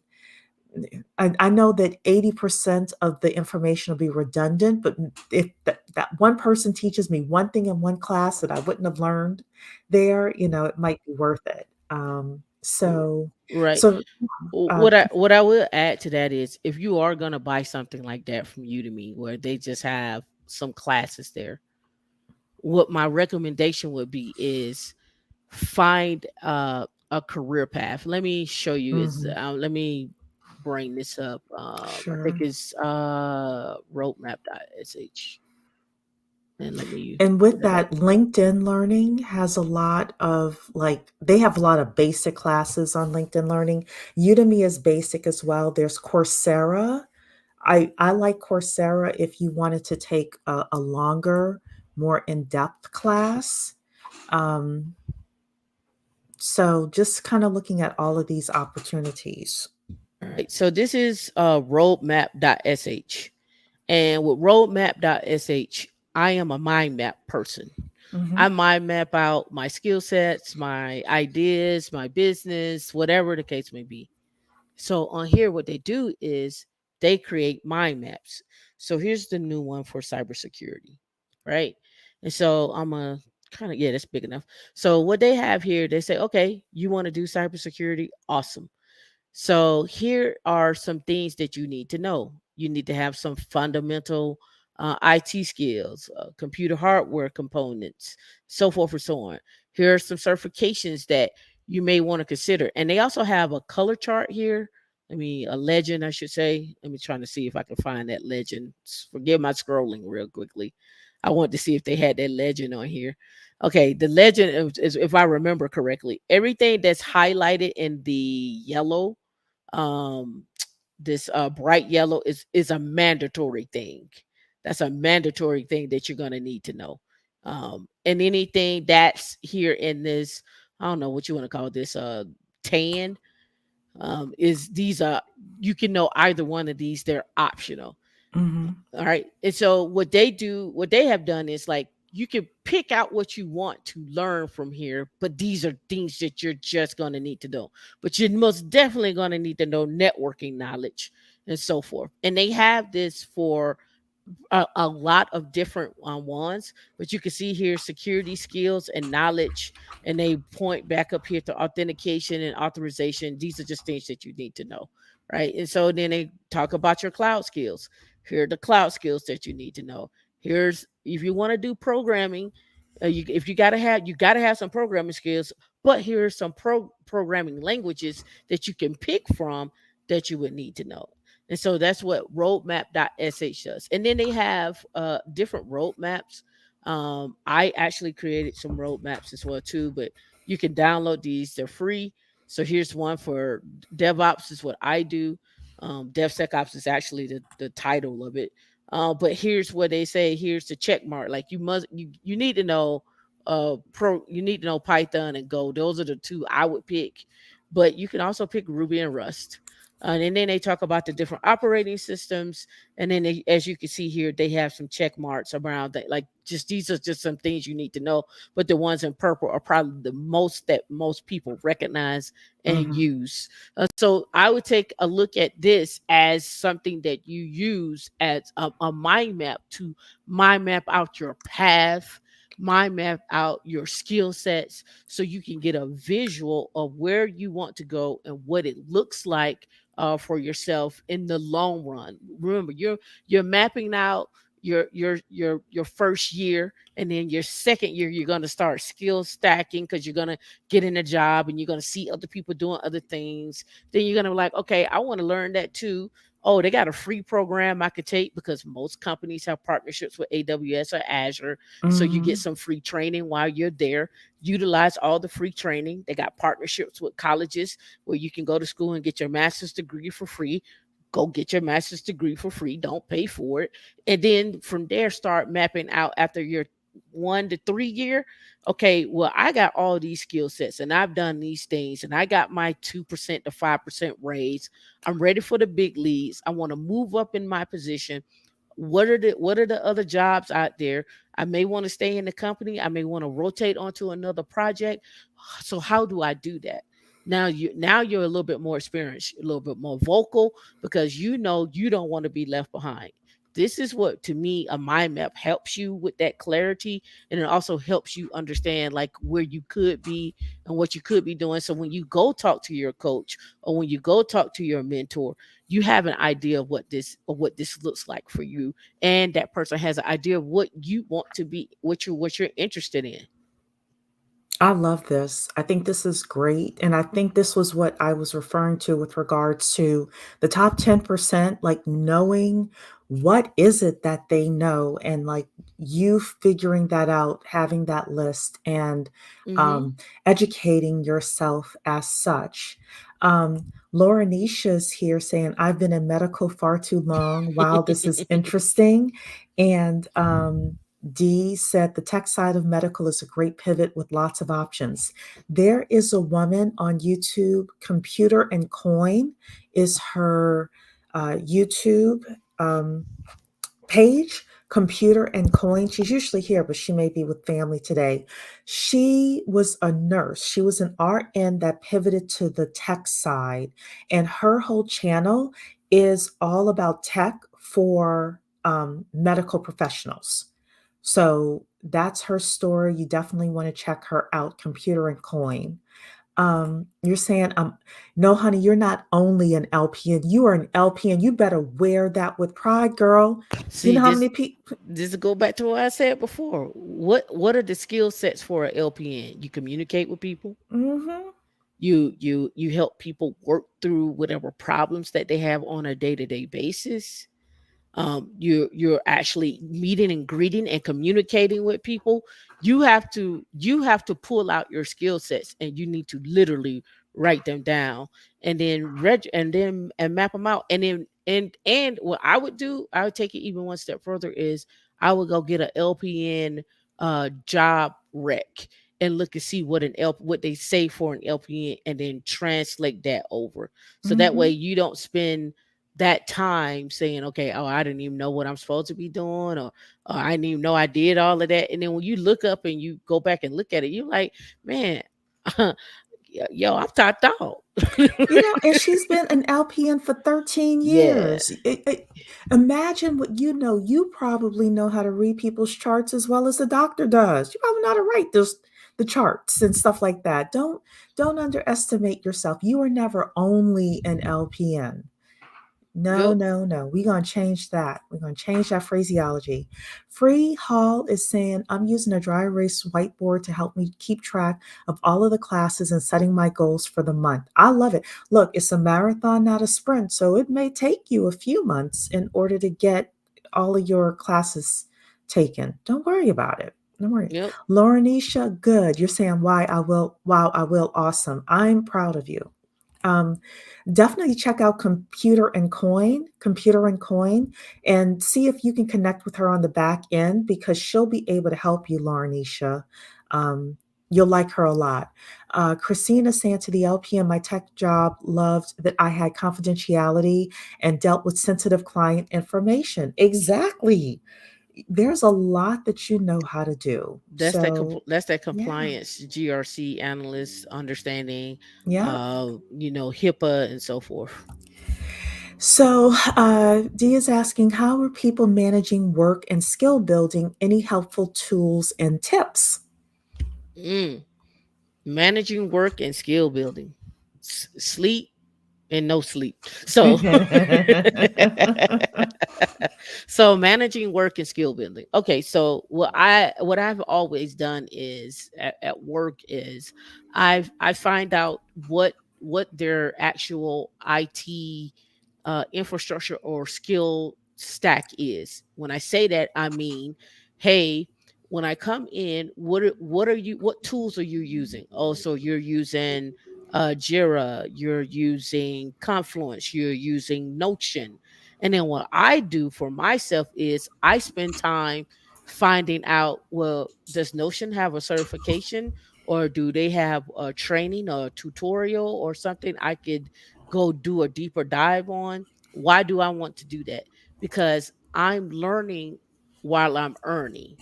basically I'm learning more about that particular product that I can then say on my resume, I am a intermediate or expert at Notion. I am an intermediate or expert at Jira. I am intermediate or expert at AWS. They're paying me to do the work, and they're also paying me to skill up.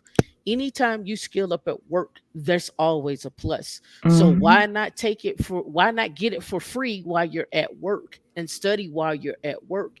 And at the same time, when you get home, you can just do like a 30 minutes on a particular portion of, say, a particular product. Say you do chapter one of something, or they have a webinar or something of that. Mark those down. Keep it. You should be keeping a daily journal of your progress. I don't know how you measure yourself without writing down what you're actually doing, whether you're using Evernote, whether you're using Google or Google Sheets or what have you.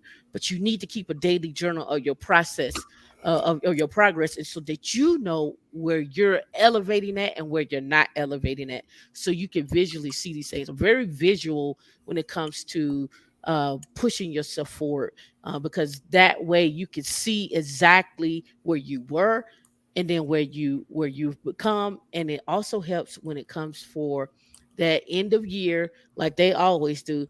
Well, what did you do all year long? Well, you have your handy dandy journal that you started back in March to tell you exactly what you did, and you can just write it down. You're a superstar. Thank you so much. I know. I am. Yes, I you know. are. That's what you know. So that's I'm a what it superstar. yeah, so that's what you have to do, in terms of managing work and skill building at the same time. Mhm. And then also, this is the other thing that a lot of people don't do. They get on one team and they only know one team. They never branch out to figure out what the other teams in the building are doing, what kind of work they're doing.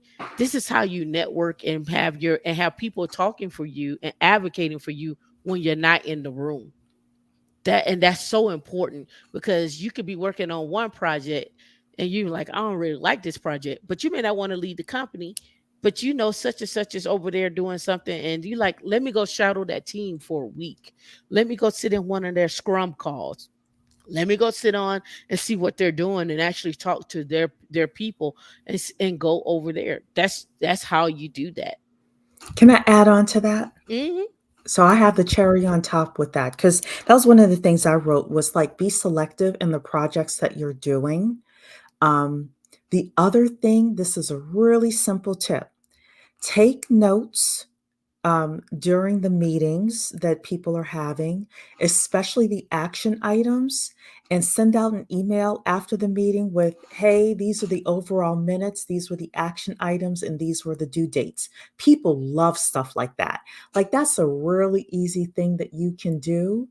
And people are like, oh, wow, she's engaged in the team, even though you may not be doing anything on the action item list because maybe you don't have the skill set yet to do those specific things.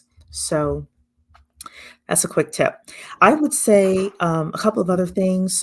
Tam had mentioned this a little bit as well, but set a study schedule for yourself. If you say, you know what, I'm going to study for 5 hours a week, right? And you're going to study on Tuesdays from 5 p.m. to 7 p.m. and on Saturdays from, 7 a.m. to 10 a.m., right? Unless someone in the house is bleeding, got to go to the emergency room, you say, no, no, no, mom is studying. This is mom's study time. Go find something to do, right? So, like holding that time sacred, I think is a very important thing. Um, the other thing is, if for whatever reason your company does not have projects for you to work on, consider freelancing for very little money. There are always people hiring people on, um, oh, what is it called? Fiverr and Yeah, Fiverr, Upwork. Upwork. Yeah, Indeed places has like them. that. Indeed has it too. Yes, yes. So, you can find people who are like, look, I don't have a lot of money, but you can get experience. Top Towel is another one. Yeah, Yeah. top Top Towel towel. usually likes to have people with experience, so that's the only Mm-hmm. thing. But if you if or like if you're the LPN, for example, and somebody needs some tech work done, but they need an like somebody with strong nursing skills, then you can come in that way and say, look, I have strong networking skill, sorry, strong nursing skills, and I have an intermediate understanding of this, and I'll come and I'll do this project for you as well. So that could be another way for you to bridge the gap. Danny is saying, currently studying for my AWS Solutions Architect, and then my Security Plus is next. Good for you. Righteous One is saying, I'm in the medical field also, currently studying Linux. Hopefully, I will work it with Epic. Good for you. And Tam is asking you all to drop a one if this is good info. Drop a one in the chat. And um, I wanted you to just talk for a couple of seconds about how people prep for an interview, right? So, we let's say we want a monkey branch, we want to get a new job, um, or we're totally switching careers. How do we actually prep for an interview? Well, there's a couple of things here. So I like to do stuff live when we're talking about prepping for an interview, just so people can get an understanding. So let's just take I'm gonna pick a random job here. Let's pick a staff engineer DevOps, right? This is what I would do. This is strictly how Tamika operates. You don't have to operate this way, but this is what I do. First, I'm coming here to find out what the actual company is. And so I see Paylocity, right? I see the company. I'm going to go research and see when that company was created. I'm going to go research and see what kind of funding that they've had over the years, or if they're a startup or what have you, because that's going to tell me what type of environment I'm going into. So if it's a startup and they're like a Series A, that means they probably want somebody a jack of all trades. But if they're a little bit more established company and they've been around for 20 years, they may be okay that I don't have all the skills. So that's just one way. Now, the next thing I'm looking for when I'm looking at these companies, I'm also looking to see um, on LinkedIn who I may be interviewing with as well too. But then I'm going to go look at what type of products that they have that they're using. And when I say what type of products that they have they're using, let me see if I can blow this up right here. Um, right here. This it's in the way, but whatever. I could probably highlight this. Let me do that right quick. When I'm looking at the products, I'm looking to see, okay, well, it's this something I can go and grab for free and actually start install it and play with it. And the reason why I say I want to install that and play with it, because now I understand how it works. And that's important to me. And as well, it gives me an understanding of why they're using it. And I can have a conversation about it inside of the interview process. So I'm blowing it up on my screen here so that you all can see it. Let me see view. Let me zoom in to 200%. There we go. That's much better for me because I couldn't see anything. All right. So when I'm looking at it, okay, that I see on here off the rip, they're using Team City. They're want somebody to know Jenkins. I've never played with Octopus Deploy. I'm gonna go see if I can get that for free and actually play with it and actually understand it, install it, and go from there. I see they want someone with PowerShell experience. Okay, I've done stuff in PowerShell, but let me refresh myself on PowerShell just in case they ask that of me in an interview. And then I see they're using Kubernetes, Rancher, and they're in Amazon. Oh, okay. I'm very familiar with those, but you know what? I'm going to set aside some study time. So I will apply for this job. right? Just based on just this preliminary, I will apply for this job. And if the recruiter calls me and says, hey, we would like to have a conversation with you, I'm like, is this an initial conversation? She says yes, or he says yes. I'll take that call. And then I would say, okay, I have other questions. And I'm always have other questions. Even when I don't have questions, I got other questions. This just because I want to keep them on the phone longer because I need for them to reveal more information to me. And then once I do that, and they say, "Well, you passed the preliminary. We would like to schedule you for an interview." I always give myself 2 weeks. Why? Because I need to study. I don't care how much I know something. I still need to study. I need to study. Like, okay, if I know that they may ask me something about PowerShell and Python, I'm gonna study that. And I'm gonna set my study schedule up. I'm gonna literally go through Google Calendar, and I'm gonna set aside something in Udemy, or I may use Safari, O'Reilly online, and I'm literally going to go through a course that's no longer than an hour to 30 minutes. No longer than an hour to 30 minutes. And the reason why I say that, because the typical the typical time it takes you to, if it's something that's 1.5 hours to just scan through and study, it's usually going to take you at least double the time or more. So that means it's going to take you 3 hours. So if it's a class that's 40 hours, go ahead and say it's going to be 80 to 120 hours for you to study. So that's why I'm looking for a class that's only like 1 to 1.5 hours, where I can really get in quickly, get the nuts and the bolts and the meats and the potatoes of it, and then do my studying from there. Once I do that, once I got that repetition, my studying down, I know about the company. They told me about who's going to interview me. I looked them up. I go on YouTube to see if they're giving a presentation, to see if they're giving a talk, to see if they got something on GitHub. I want to know who's interviewing me, because I want to be able to ask them questions about their job, their journey, and why they chose this company.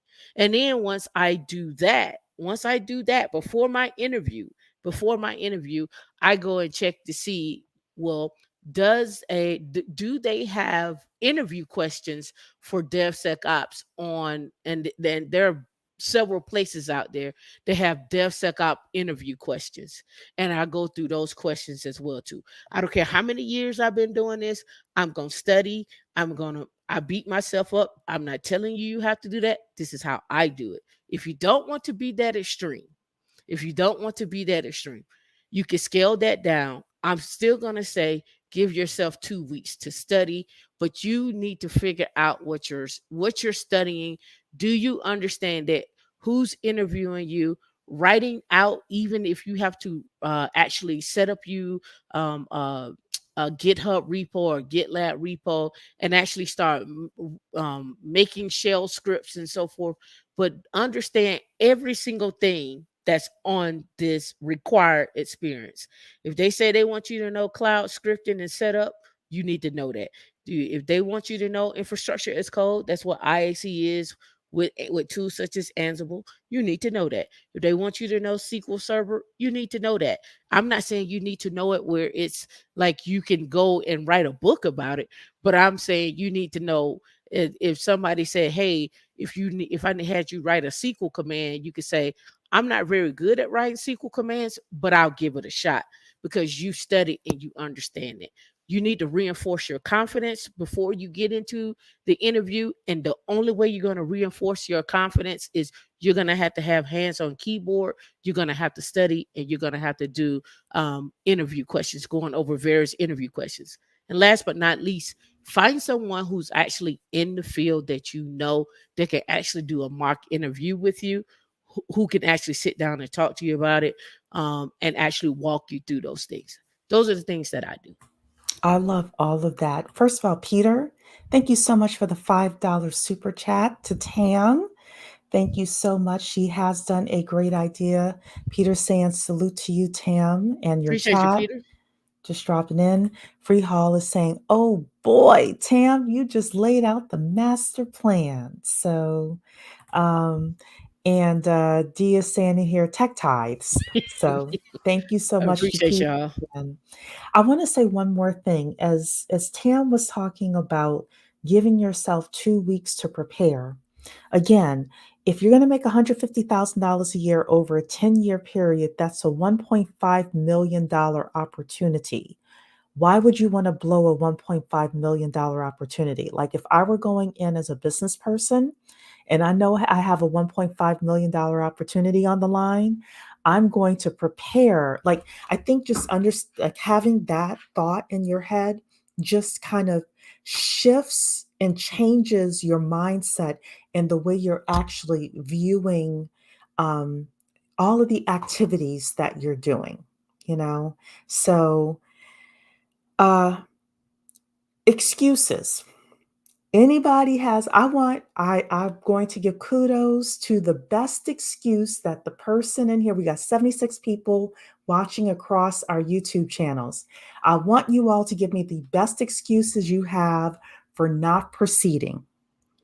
The best Can I give excuses you you one? have. Yes. This is I'm going to be our black. last question of the Yeah, night. I'm black, and they don't hire people like me. Ooh wee. So, I'm black. I want other people to give me excuses as well because we're gonna handle excuses. Hey, Mim Yoko, welcome, welcome. You can watch the replay. We hope everyone took great notes. Yeah, I hope they did too. So I'll give you another one. I have an ethnic name. We've been talking about that. I have an ethnic name. They're not gonna like me, you know. Um, I'm over 50. We're just going to write down excuses because we're going to do rapid fire with Tam on excuses.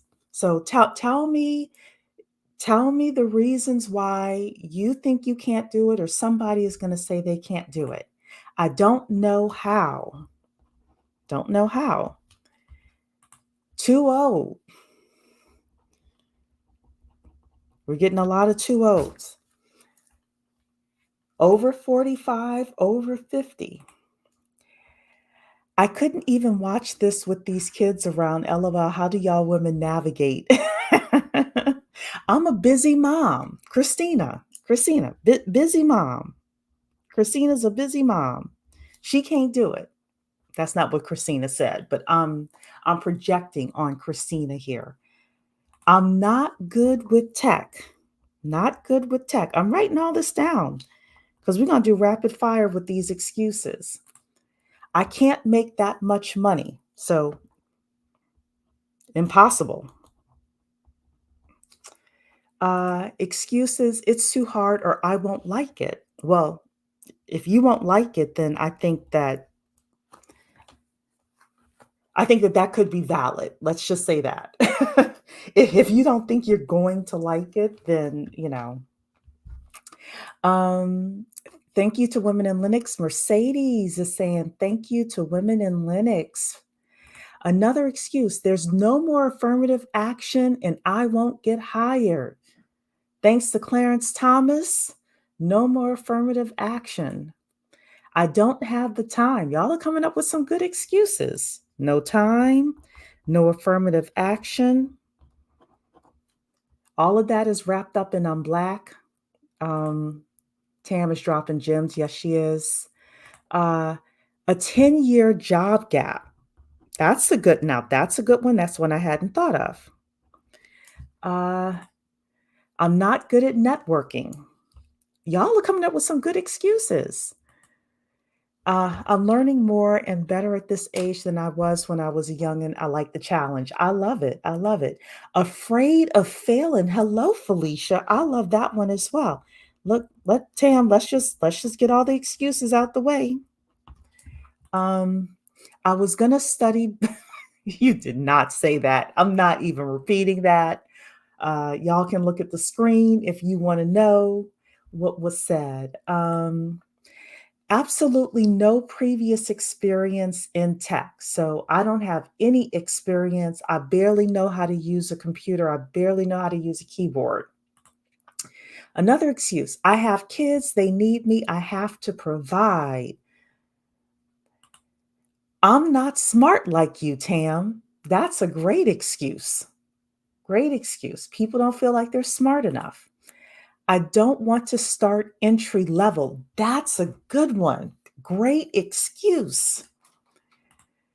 No support system. Great excuse. People are telling Jerome to stop it. I'm too old to learn something new. So all of this is age, Tam. We got a lot of people saying age. Too old. I would have to start all over again. So y'all have given some great excuses here, Tam. Let's have the two big ones first. Number one, affirmative action is no more. I'm black. I have an ethnic name. I have locks. I have dreads. Um, you know, name any excuse under the I'm black uh, umbrella. What do you have to say with regards to that? What I would say is those are all truths. If that's what you feel, and if you are black, those are all truths. However, those don't stop you. Fear is what stops most people, and the reason, and this is just my own observation, what I see is most people live in fear, and they live in fear by themselves, and they never reach out and utilize their network or their resources, and because of that they always stay in that fear. And so we can say that, well, I'm black, we could say I'm a affirmative action, we could say my name Tamika, and I've been in it for 22 years, so that really don't make sense to me. But at the same token, I utilize my network and I utilize my resources. Stop trying to learn and stop trying to branch out in tech in a vacuum. Get with people, network with people. If you don't want to talk to people, email them. If you don't want to email them, send smoke signals. Do something. Be proactive about your career, about your life, and about your finances. So you won't be in sitting here in 2053 with your net worth of negative, not zero, but -1. And so we have to find it within ourselves to say, okay, I'm going to reach out to some person. If somebody tell you no, they ain't the only person in tech. And let's get this other thing clear. Not everybody in tech is going to look like you, is going to help you, right? And Ooh, stay everybody, for the and people in the back. everybody in yeah, and everybody in tech that looks like you may not help you either. So you're gonna have to use discernment. You're gonna have to use your own wits and say, okay, I'm gonna get help from this person because they're responding to me. I've been working in tech 20 years, and this is the first time in tech that I've ever worked for a black company. And everybody who has helped me in tech didn't look like me, or nor did they have kinky hair. I'm just going to say that. Um, but you have to utilize those people as much as you can. Well, on our channel, Black Women Making Money, we believe in multicultural networks. So I befriend everybody, white, black, Hispanic, Asian, male, female, everybody. Short, So short, tall, short, blind, tall, East Coast, West Coast, your girl trans, don't trans, care. transgender. It don't matter. If It somebody does got not matter to if me. somebody got an opportunity and they're willing to help you, you sit Hmm. down and schedule an appointment. And listen, when you schedule your appointment with people, don't make it 2 and 3 weeks out with people when you're immediately talking to them. Ask them, do they have something on their schedule in the next day or two, or maybe early next week. Keep it fresh for them, so that you're at the tip of their mind, at the tip of their mind and the tip of their tongue. Keep it fresh. Hmm. Email them right away, like, hey, saw you, this is a conversation we had, doing a follow-up to see when you're busy. Here's when I'm busy. Don't let them second guess when you're busy. You go ahead and put out there when you're available so When they you're can available. choose. Yeah. Yeah. The second group of excuses is all around age. I'm over 50. I'm over 45. You can't teach an old girl new tricks.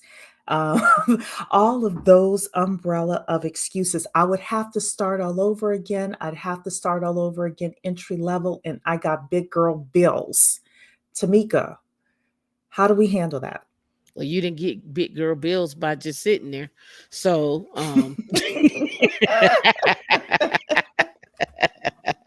And that so now you want to come over here and rush us over here and tech because you created them bills.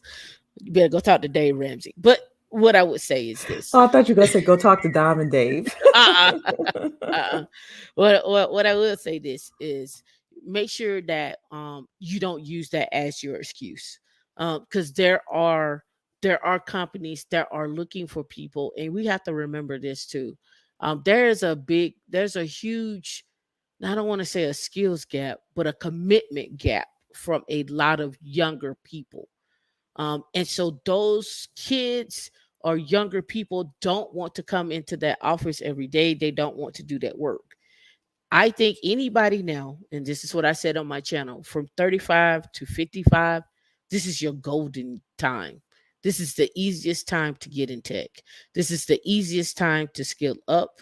We've never seen this much free stuff. AWS wasn't free. Before the pandemic, it wasn't free. It's now free. Azure and everybody is free now. So now it's the question is, what are you going to do? You can sit on the sidelines and say age is a problem, or you can get in there and figure it out. But don't sit in a vacuum and do it alone. Work with others. There's a young lady that I interviewed her on my channel. She got into tech at 55, and she works at, I believe she's over at Google. Mm-hmm. Lynn Langett is her name, and she actually started and got back into tech from a data perspective and doing DevSecOps, and then she created a product with someone else, and now she is a international speaker.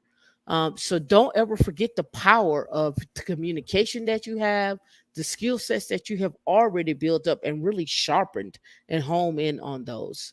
And so, therefore, with that being said, if you're using age as the way to stop you from making millions, then what are you doing right now? That's the I question I agree. have. What are you doing right now? I agree. I think that individuals over 45, I'm over 45, we have something to offer, which is experience. And you wrap that experience up in tech, and you do have a lot to offer. I also will say this: your network, your network, your network. Your network can get you places, or even beginning to network can get you places that you've never been before. People will, uh, once they get to know you, will say, we don't care that she's 45, she's 50. We're going to bring her on anyway. The other thing is sometimes we think we can't learn new things. However, it's all about knowing your learning style. So when I took my classes for the mortgage loan officer, I knew that I needed to be in a live class setting. I don't necessarily do for to take a test, I don't do like self-paced study well. So I actually invested in the right class so that I could like enhance. Um, when I was learning Python, this was back in the day, I actually hired on Fiverr, believe it or not, a tutor to help me kind of like as I was taking the class to help me with like some of the things that I wasn't quite getting from the instructor. I'm like, she went from A to D, but I'm missing C in here. Can you help me? So that's where you have to be willing to invest some of your resources sometimes in order to get that extra boost of help if you need it. So those are my thoughts with regards to that. The number three excuse that people came up with, overall umbrella: I don't have time. I'm busy. I'm a busy mom. I'm a busy dad. I'm already working two jobs. I don't have the time. Tam, what do you have to say with regards to that? Find. I don't want to say finding balance because that's cliche. What Mhm. what I want to say is write down what do you do all every single day. Write down what you do every day, as best as you can, and your task, and then find that 30-minute window. Once you find that 30-minute window, then you can say, okay, how do I learn? That's the other part. You mentioned this just now. Some people are audio learners. Some people are Mhm. audio and visual learners. Some people are audio visual and want to read along with the closed captioning as well too. Some people are like, shut up and let me just get to it and let me put my hands on the keyboard and then I'll go back and watch the video. But you need to learn how you learn, and that is going to be different for every single subject that you learn. I find myself learning in multiple ways and not the same way every single time. And then when I find that out, I go through and I glance through the topics to see if I even know what they're talking about. And then I say, okay, well, this particular section is probably going to take me 45 minutes to get through it. And I set aside that time, that 45 minutes. But I also, again, I write down and I take notes Mhm. with a pen. Like I literally have notebooks and take notes. I don't like to highlight because I don't remember what I highlighted. And then when I do that, I'll go back and then another day I actually put hands on keyboard on that information. So it may take me a week to go through a chapter. It may take me a day to go through a chapter. But you're gonna have to figure out how you learn and set the time aside to do that. But also you're gonna have to find what it is that your family needs from you, and how can you automate some of those processes. And when I say automate some of those processes, meaning like, can you get some help with that, or can you prepare for that when that time arises for that baby feeding or something like that, you're already prepared for it. Just little nuances that you could possibly get ahead of versus being like on that on demand person all the time, if that makes Mhm. sense. So, somebody brought up a really good excuse. Abundance Plus said imposter syndrome. And people have felt like that as well. Like they're afraid of failing. They don't know enough. They're not smart enough. And overall, it is the imposter syndrome. Um, and you're right, abundance, it is real, but it's also a mental thing as well. Tam, what are your thoughts with regards to imposter syndrome in the W- tech industry? Yeah, what is failing? Who said you failed? Eh, how do you determine failure? And the reason why I asked it that way is because that means you attempted something, you might not have gotten the result that you wanted, but you've gotten a result that you can go back and look over and say, I really wasn't prepared. I know where I should have probably invested more time at. I'm going to go invest more time into that. And then I'm going to come back again and try again. And you may not try again with the same company for an interview, and you may try again at the same company for an interview. But you have to realize that failing is a part of the process, but I don't like to call it failing. I like to call it learning things that you didn't know about yourself, Hmm. learning things that you didn't know that you needed to know, and utilizing that. And this is what I do for interviews. I write down the questions that they ask me while they're doing the interview. And so when I get home, I can go back and look at those questions, and then I go find the answer. And so once I prepare for my next interview or I prepare for my next conversation, I have the answer right there, and I know how I got the answer, and I know the why of that answer. Yeah. I will say that everybody starts off with imposter syndrome. Like nobody starts off knowing everything. And there is a certain amount of preparedness that I think you have in order to make yourself feel a little bit more at ease. And then the rest of it is knowing that people generally are not gonna fire you unless you are just blatantly like, you've made the same error 8, 9, 10 times. That's jeopardizing the company. Other than that, if you make a mistake and you're honest about it, for the most part, you'll be okay. And then you learn from that, and I try not to make the same mistake twice, but you learn from that and you grow. So, um And the truth is, I say this as a Black woman. Oftentimes, I think I'm an imposter until I get into a room and I realize I know more than like 70% of the people that are in there, that are in that room. If I've been studying something, or listening to a lot of podcasts or reading about it, things like that. So at least I know just as much as they do. So uh, Pacosa 773, thank you so much, Tam. This came into your chat, $10. Thank you so much to Pacosa. I Tech appreciate Tax. all the super chats. I appreciate it. Yes. Okay, so another um the final, I think, one, which I think is a valid one, is the 10-year job gap. Let's say you've been a stay-at-home mom for 10 years, or you've been on disability for 10 years, and now you're getting back into the work environment. I think that that is a valid excuse, but it's still an excuse. It's a valid concern, but there are ways to overcome that concern as well. Tam, what do you think? That's the beauty of the apprenticeship program. Mm.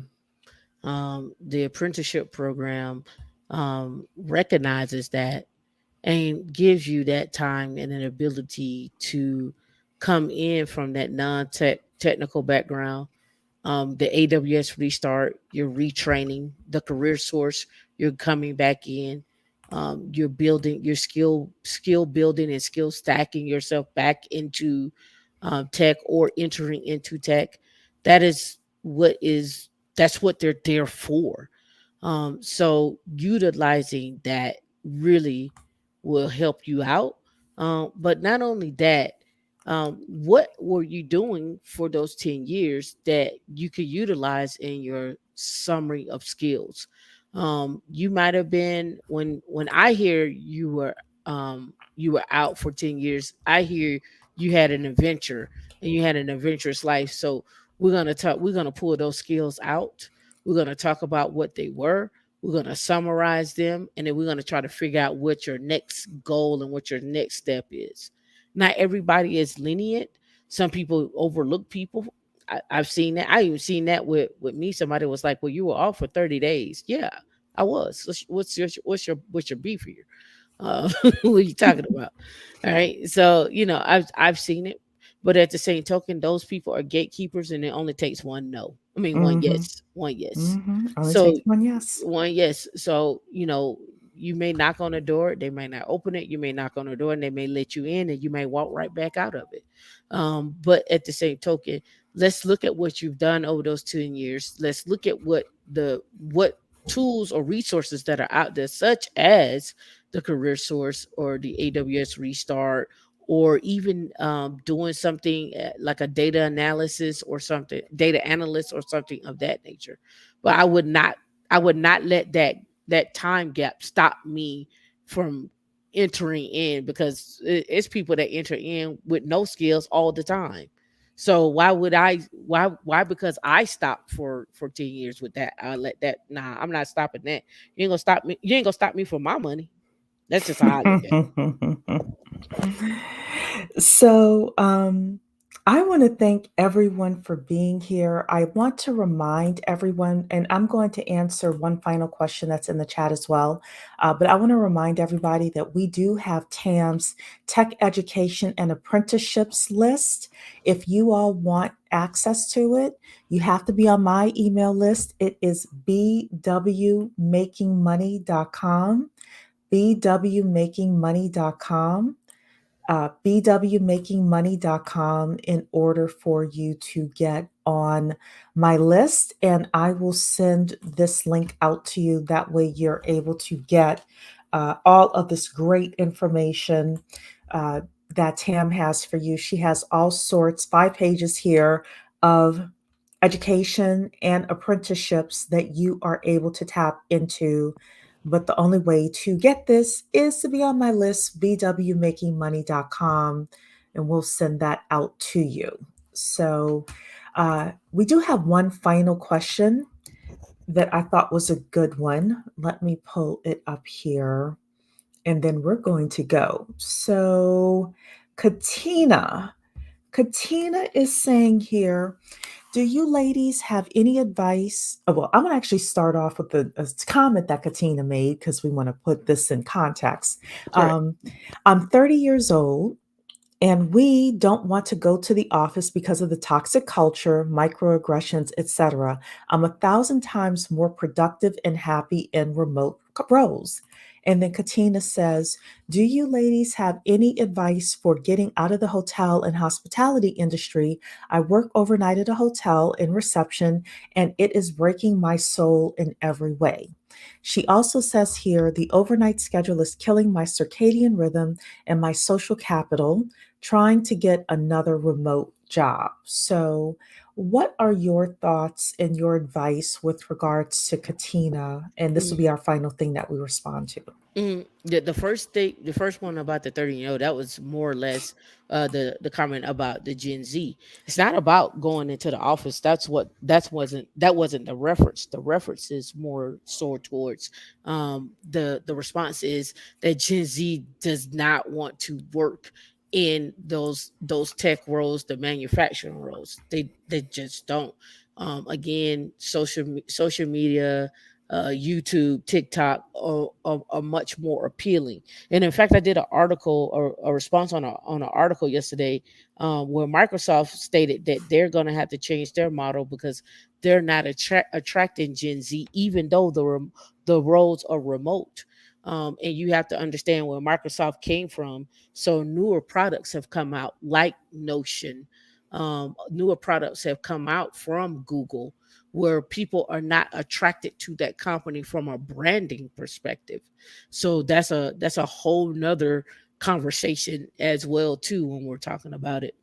Mhm. Um Can we but stop here for a yeah, yeah, second? yeah, go ahead. Because when I saw this, and maybe I've been out of corporate America for a long time. I know that people do microaggressions, but I'm hearing this a lot. But it sounds like there is an overall issue with corporate culture. And I personally believe if you are young, the best way to get ahead is being willing to go into the office because the more you have that water cooler talk, and I could just be old school, but the water cooler talk, the networking with people face to face every day, it really does. I mean, you can build a relationship remote, but there's something about going into the office if you are upwardly mobile and you're progressive. Um, if you're getting a lot of microaggressions, then it seems like that's a corporate toxic culture. But is every company like that, or are you in one company and you've been in that company so long? Yet, if you change companies, you would have a better corporate experience. So that's just like and we can have a whole conversation about that at some other point. I just want to add to that. Yeah. It depends on how the company is set up too, right? Uh-huh. When I say that some companies are remote first, they don't even have a real true corporate Right. office. So Right. they're just everybody's just dispersed. But and then you have companies that are there that are say, hey, we prefer you to be in the office 2 days a week, or Mhm. we prefer you to come in the office at least 1 day a week. So it really depends on the company and how it's set up. Now, as far as the microaggressions, they're gonna be there in tech. My This is my philosophy, and this is just Tamika talking. I know that you're gonna have some microaggressions. I know there are gonna be people there that don't like me, and I don't like them. So I'm gonna get my money up front because of that. That's just my thoughts. So if I know, that's just me. This is Yeah, Tamika. yeah. I feel like there's a way to handle microaggression as well. The one latest incident that I had, which was a few years ago, I nipped that crap in the bud right away. But there's a professional way to do it so that it doesn't blow back on you in HR. And again, I don't know everybody's story and things like that. It depends on who's doing it to you, etc. But this seems to be um, this seems to be an issue that a lot of especially young women are having that I think needs to be addressed a little bit more, and some ways of us handling those issues needs to be discussed as well. But I thought that that was very interesting because there is something to being able to go into the office, and not in a toxic office, but just a regular office, and move up the corporate ladder. There's some benefits to that. I So, I agree. I just have never seen where most people in these startups and in the older companies are going to say what they're going to say, and you got to figure out how you're going to deal with that, and mhm, then figure out what that job and what your sanity means to you. mhm, And so you have to maneuver that. So to me, I just know I'm gonna get it up front mhm. before I even walk in the door. And so if you say something to me, I'm just gonna look at you and laugh and be like, "You funny," and keep it pushing, because you only making yourself mad, because I got other things to do than stand here and argue with you about Yeah, something. look, I let stuff roll off my shoulder a lot. I had that one lady where I had to put her in check because what she did was encroaching. She encroached on my job responsibilities, and I was like, "Oh no, I'm not having that." But other than that, like, you definitely not gonna mess up my coins either. But I do want to get to Katina's other real question here, which is being in the hotel hospitality industry and wanting to get out of that. One thing that I would suggest is there's tech within hospitality and hotels. So, do you not like the industry, or do you just not like working reception overnight? Because if you like the industry, and hospitality is like there's a lot of what do you call it, subsections of hospitality. Maybe you take your hotel reception experience, add your tech to it, and convert it to a tech job. Tam, what are your thoughts? Yep, that's what I was thinking. Not only just the tech side of hospitality, but there's also um a international side of hospitality, such as being able to travel internationally, not with your perks or whatnot, but with the job that you're on. It may be branding, it may be marketing, it could be understanding how other people are coming into, say, for example, Marriott, what their brand stands for, and they may be buying out other smaller chains or other smaller hotels and so forth. So that's just another avenue of it. But again, if you're looking at whatever brand you're working for, they all have tech, they all have cybersecurity, they all have data, and they all have most definitely compliance and security. So I'll be looking at if they have some type of apprenticeship or some type of liaison where you can roll into that job, where you can get a mentor or some type of sponsorship into those positions. That's what I would look for, if you want to stay with that company, if you don't want to lose your seniority, if that makes sense. Yeah, it does. Oris is saying, excellent podcast, very helpful to my journey of transitioning to tech from healthcare administration and finance. Congratulations to you. I'm glad that this was helpful for so many people. Um, Again, if you want to get Tam's list of apprenticeships and education resources, you need to be on my email list, bwmakingmoney.com, in order to get on my email list. It is totally free to join.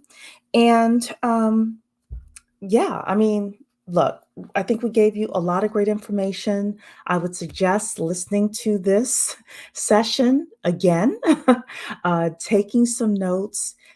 Tamika has a one on one that she also offers. She's put it on her channel, I've put it on mine. I honestly, I think do some research yourself, but definitely get on Tamika's calendar because there are a lot of different things you can do. If it were me, I would just invest in having that 30-minute to 60-minute session with her in order to say, this is what I'm good at, this is what I'm thinking of doing. What do you think? So, everybody, this is it here. It is the one on one sessions, calendly.com/women in Linux, calendly.com/women in Linux, in order for you to get those one-on-one sessions. Tam, you have any final words before we get out? Yeah, I do. Also, those of you that are looking like for part-time jobs and stuff, don't be afraid to sign up for data entry. That's on that list as well too. I went and found some part-time jobs that pay anywhere from $25 to $30 an hour for data entry. Yeah, you may not want to be a Uber Eats driver or something like that. There you go. You can sit at home and just do data entry for part time and go from there. And then the last thing I want to leave with is don't be your own worst enemy.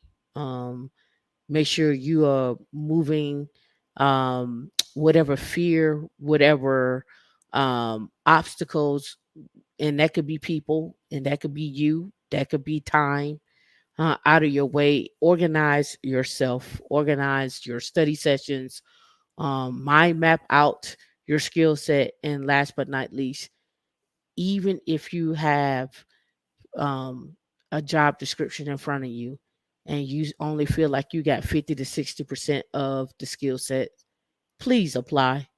The one thing I get from a lot of employers is we never get women that apply for our jobs. So we have to wait. We leave them open until women apply or they have to fill the position. So make sure you are doing being proactive about your next level, and make sure that whatever somebody tells you that you can't do or you can't make that money, just like you ain't never made that money, but I'm about to go do it. Reinforce yourself. Mm-hmm. I agree. We had our conversation a couple of nights ago when we talked about the affirmative action ruling.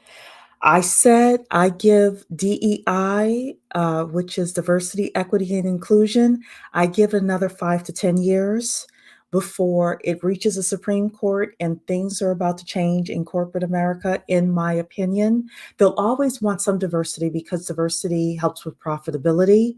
But right now, there's a heavy push for Black people and Black women in tech.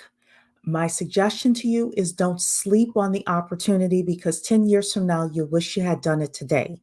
So get on Tam's list, um, get on her Calendly, talk with her, figure out a game plan, and work the plan. You could be a whole new person and a whole new tax bracket in 6 to 12 months. 6 to 12 months. So Look, Jerome is asking where to find those part-time jobs. You got to get on my email list, bwmakingmoney.com, bwmakingmoney.com. Tam put it on that list that she gave to me. So it's free for you to get on my email list and I will send it out to you.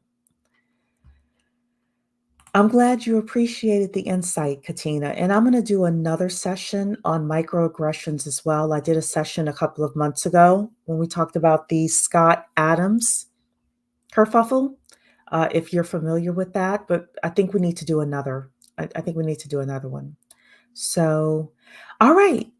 Tam, thank you so much for being here with me. This went longer than I had planned, but it's all you and good. I, you and I always have such great conversations. We offer a lot of information to people, and I appreciate you so much. Oh, thank you for having me. Yes. Everybody, Tuesday is July 4th.